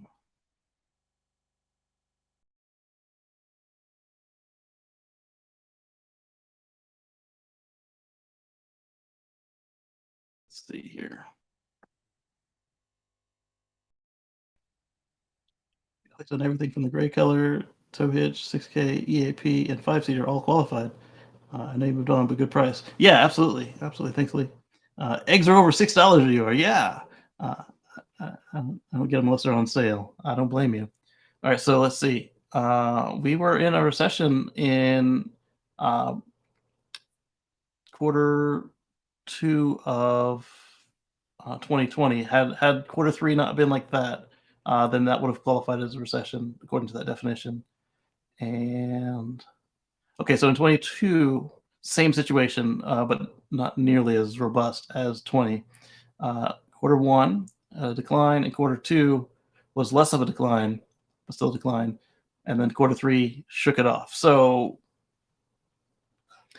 depending on when you want to measure that, we either just barely touched it twice, or here and here, or we weren't in it, depending on if you need that third quarter to also be down for it to be a full-on recession. Yeah, so a lot of these companies were freaking out for next to nothing, and hurt a lot of people, and because you've got mass layoffs still happening at some companies, and I don't like to see that. People have families to take care of. All right, let's see. Giga Shanghai, fuel economy. Talked about Ohio. Let's talk about the Jaguar. And we talked about Wyoming. And then France. France. And I've got one titled for me to look at. So let me see what it is for me to look at, if it's something you guys might be interested in. That tells me that if it was for you guys, it was longer, and I wanted to verify it.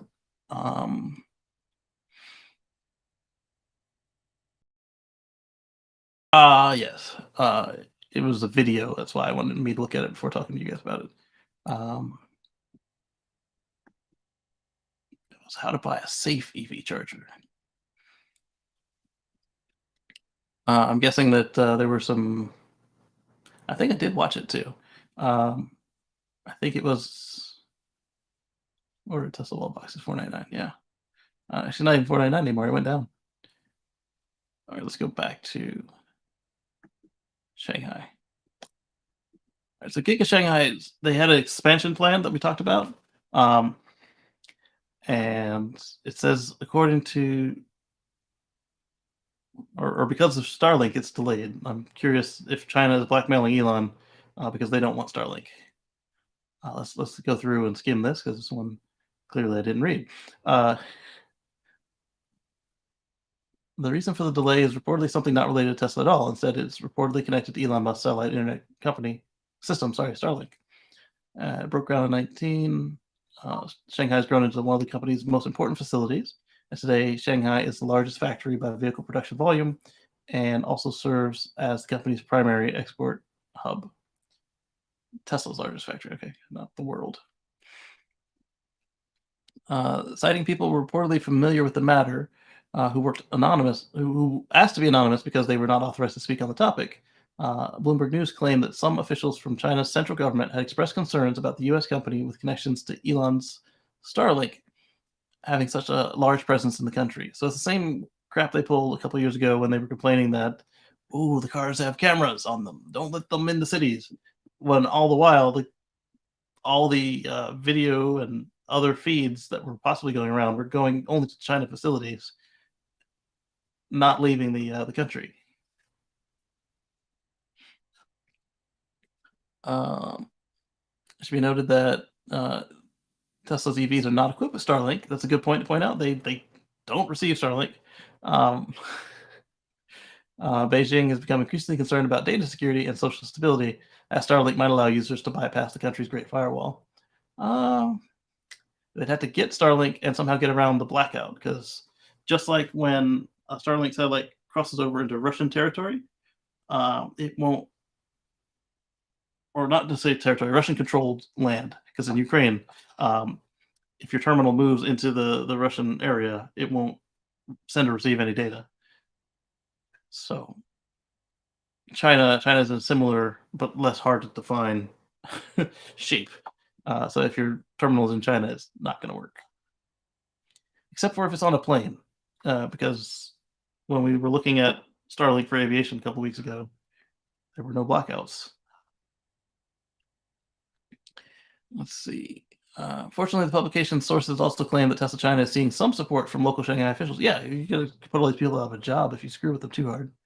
Apart from this, the publication sources reportedly noted that the future of Giga Shanghai's third phase could still change, and we might see Giga India at that point or something. I don't know. Tesla Riders reached out to Tesla China for comment. We'll be updating this article if and when we hear back. Let's go with the sad. For now, be wise to consider this report as rumor.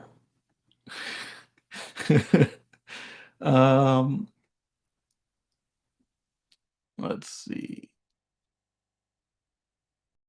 Oh, wait. That last sentence. I like the first sentence. All right, people complaining about this. We'll wait and see how it develops. Next up, we've got one from Autoblog again. NHTSA plans to propose new fuel economy standards in April, hot on the heels of the EPA's upcoming greenhouse gas emission standards. But the EPA is the one that runs our fuel economy standards. So does NHTSA tell EPA how to do it?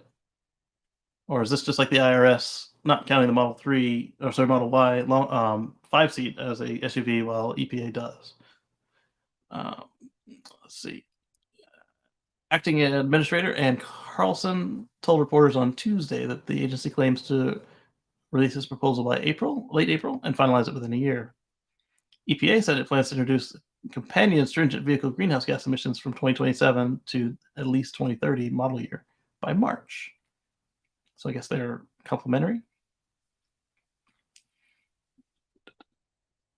California is already still doing their own thing because they have that waiver that they got because they started before the EPA existed. Thanks, Nixon.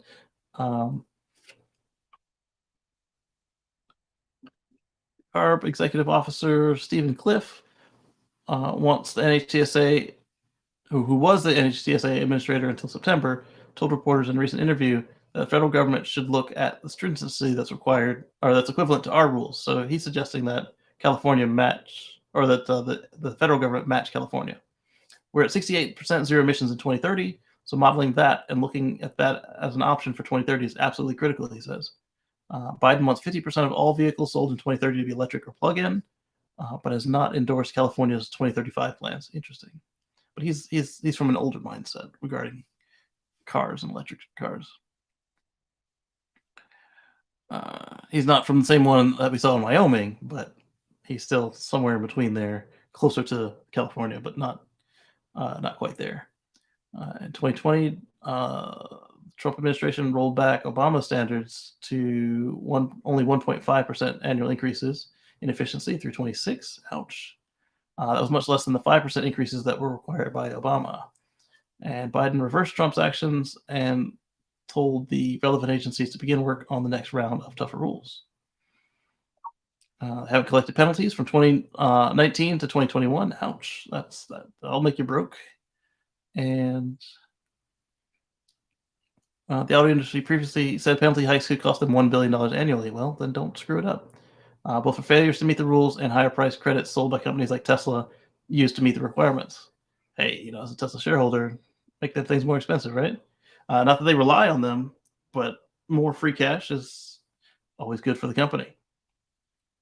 Chrysler's parent Stellantis said it booked an incremental provision of 660 million euros, resulting in 2019 to 2021 CAFE penalty rate increase. Company is then known as Fiat Chrysler paid 152 million in CAFE fines for 2016 and 2017. And I don't know if they still have an agreement with Tesla or not. They bought a lot of credits. And let's see if the comments make me sign in again. Probably, yep. Not doing that. Let's go to another Autoblog article. You guys remember the Jaguar I-Pace? Yeah, they're still making it.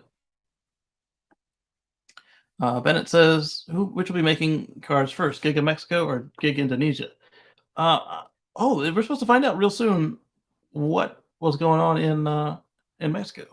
Was it this week or the last week of February? I'm not sure it's going to be a Gigafactory. It's going to be something, though, and it's going to be big because they got a whole lane open up in the border crossing just for them. It's got their logo on it and everything. We showed that here. And even if it's not like a factory, like an assembly line or something, whatever it is it going to be giga scale? That's a good question. All right, so Jaguar I-Pace has been facelifted and has new colors now. That doesn't look bad. I wonder if they've done anything about the efficiency of it. So this is the 2024 I-Pace. Like 2023 just started and you're already on 2024? Or have you just Osborne yourself even further?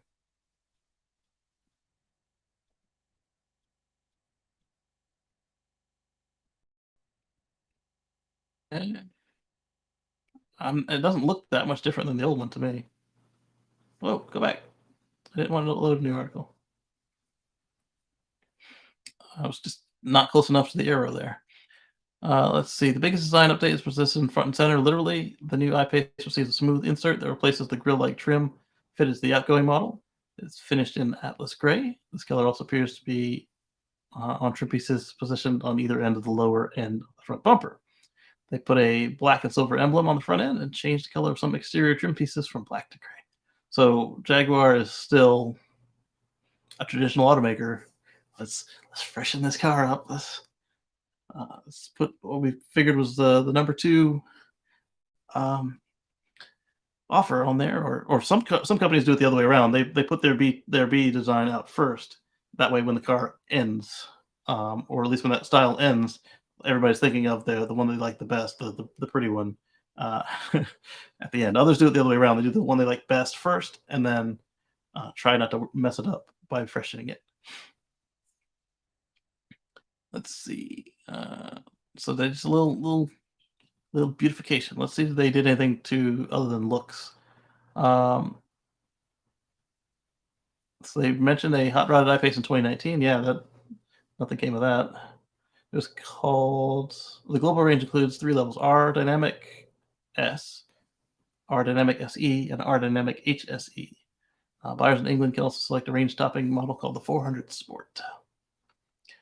So it doesn't look like, even to them, that they made drivetrain changes. And power comes from a pair of electric motors, 1 per axle. That zaps the 4 wheels with 394 horsepower or 512 foot-pounds of torque. So 0 to 60 in 4.5 seconds, and a 90 kilowatt-hour lithium-ion battery pack. So it sounds like they've done nothing to the powertrain, at least as far as specs. Doesn't mean they didn't tune it differently or something. Let's see if they say anything about their range. 246 miles of range. No, they've done nothing with the range either. 20-inch wheels or 217 miles with 22-inch wheels. So my Model S 90D, a much larger vehicle, at a 90% charge, was getting 246 miles of range.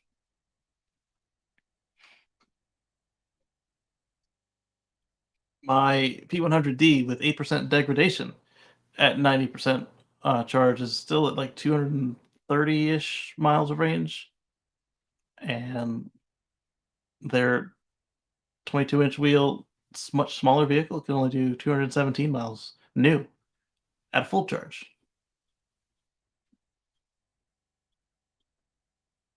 I don't have a heat pump or any of that cool stuff that you guys have.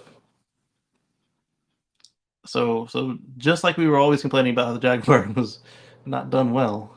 I mean, it's a luxury car, but and none of these changes are coming to the American market that we know of at the moment. Just European ones.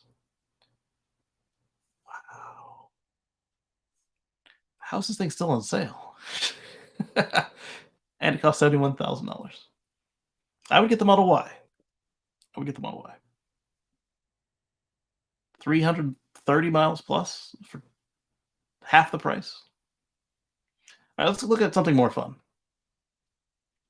Tesla Cybertruck is finalized and is nearing production, says the chief designer, Franz. In fact, I've got a photo of me watching Franz speak. I tweeted it, so if you look at my Twitter, you can find it. Let's see. So Franz said that they don't really have a pencils down like we would expect, even though Elon said that the design was locked. So to me, that says that even though the vehicle isn't built, they still give it the same treatment as the vehicles that are built, except you still have more flexibility in what you can change. Because you don't have to shut the line down. You just have to make sure that the line is ready by production start. So they're still making minor tweaks, slight adjustments, is the quote here, while it prepares for early production, which is slated in mid-2023. Volume production is set for the end of the year, and it's been delayed. Franz told Ride the Lightning that from a design perspective, basically yes. So that's in response to, is the design finished? And Ryan said that production was slated for less than 6 months from now, and Franz didn't say no or yes. He didn't say no, and he didn't say there was anything that was holding them up. Franz doesn't believe in pencils down. He said that. Vehicle design. With vehicle design, Tesla remains fluid with its ideas. If the vehicle can be improved upon, or if the company decides to make changes, it will not refrain from doing so. So that section right there sounds to me like, I'm going to go listen to the interview after this. It sounds to me like this car right here, the Model Y actually. The Model Y came out and they changed it structurally 3 times. It came out with the super bottle, and it came out with a split casting in the rear and no casting in the front, and now it's a single piece rear casting, has the octovalve, and then now with the Austin ones, it's got the single castings. single rear casting, single front casting. I think that's kind of what they're getting at there. And if they do that to a car that exists and is going down the line, what's to say they won't do that to a car that isn't going down the line right now, especially one that hasn't started crash testing yet. So that's exciting to me. Be sure to include that Cybertruck has features that customers do not know about yet. Yes. In typical Tesla fashion, no details were shared. One of the more interesting tidbits of the interview is Franz confirmed that Tesla was looking at adding the yoke as a standard option on the Cybertruck. And while prototypes have been spotted with the yoke wheel, Tesla has not confirmed whether or not it will commit to that for the vehicle. However, Franz says it makes sense. I like the yoke, and I hope it's standard or at least an option. And with these price decreases, the other thing that we've seen discussed is that perhaps the Cybertruck will be closer to the numbers they told us in 2019 during the unveiling. So I don't know that we'll still see it be cheaper than the Model Y. I hope so, because when you look at it, it's a much simpler vehicle. But we'll find out when they unveil it and say, "Hey, give us your orders." Let's see. Tesla recently made the yoke steering an option in the S and X, giving customers the option to choose a traditional wheel instead of a yoke. One of the things that we've seen on some of the prototypes is a screen in front of the wheel, and I hope that we see that on Cybertruck, because I like it on Model X. Let's see. Tesla's made strides in production over the past few months, including delivering the Hydropress machinery at Giga, Texas. And they're going to use a 9,000-ton press for Cybertruck manufacturing, which may have arrived at the factory earlier this month. Yeah, this week on the Tesla Live show, we're looking at the pieces that were coming in. Let's see if there are any comments that I called out. The piece is coming, no one can resist Kai Raj Kai. An idiom meaning in English is getting ready, man, to huge bet. Okay. I still buy. I did recently. Not getting any hopes that Tesla's going to the moon before. Oh, you're talking about stocks. Some of the exact same words about Amazon. Yeah, they did. The PE was too high. At the end of the dot-com bust. Blah blah blah. I actually listened and didn't buy. My fault. I should have followed my belief. Thinking short term, not long term. Yeah, I think it's the same way. Personally, it's not stock advice, but that's how I look at the Tesla stock. Is that it's kind of like early Amazon. That's true. What they say they were saying that getting into other things. Amazon was selling books that lost in 2002. Yeah, they were, but that was new. Let's see. Are we sure that's not a Mach E? It looks very Mach E now. That's a good point. I wonder if that will help them sell more.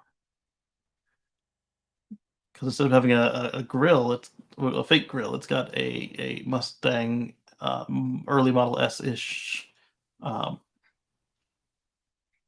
fascia. I called it the guppy mouth, but that's not what other people called it. They gave the car the same update Chevy gave its Bolt. Basically none. Exactly. I think at least Bolt got some electronics upgrades to like the radio and stuff. Will Cybertruck have published power ratings in the cow power instead of horsepower since it's made in Texas and comes with auto steer? I like that. I wonder if there is a rating for cow power. Let's look at that after or ox power after we skim these comments. The wheel upgrade is what gets you. Okay. Oh, yeah, that makes sense. The wheel upgrade is what gets you. Okay. How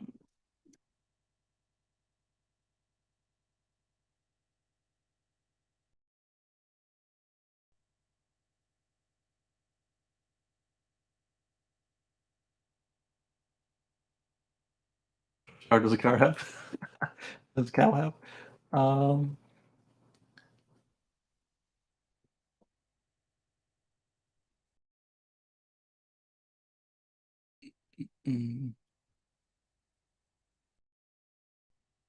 Horsepower versus cow power, which wins? Farming a draft horses isn't as easy as jumping into a tractor and turning a key. Those who do it say it's more rewarding. People still do it? That's interesting.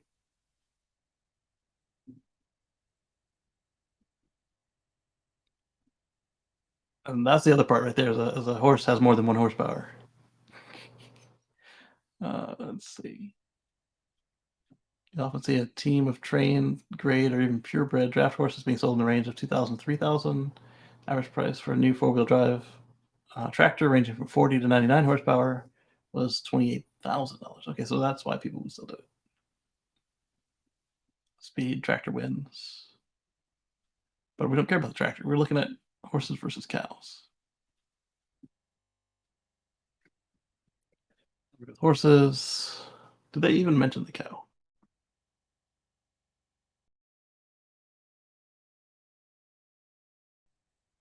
A waste of an article. They didn't even mention the cow.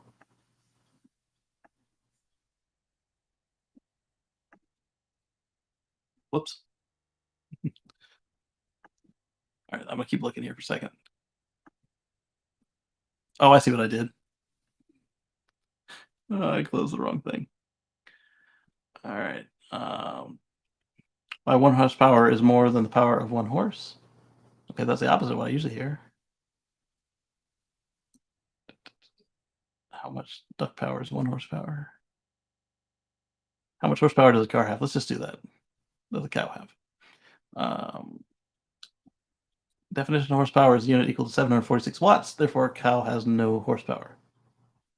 That's not helpful at all.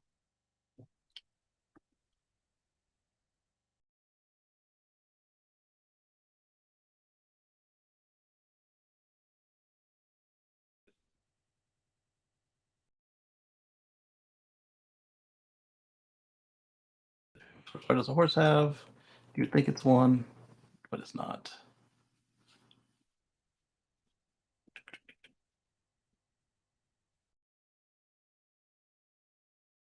Long article.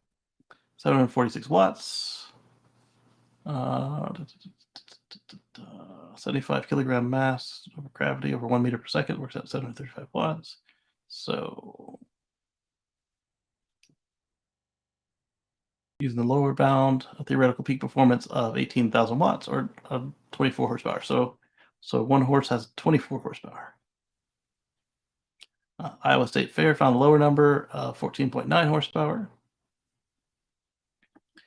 So now let's see how many horsepower does a cow have. So a cow has 400 to 600 watts. 340. That presentation was weird.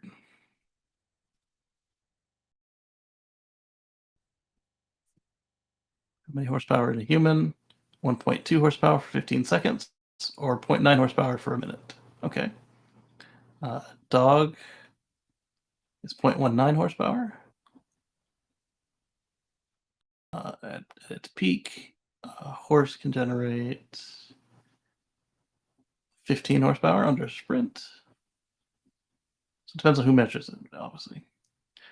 Cow has 400 to 600, 340 water buffalo. Oh, okay, I see. That's the presentation. So cow is 400 to 600 horsepower? That doesn't seem right at all, but possibly. Water buffalo is 340.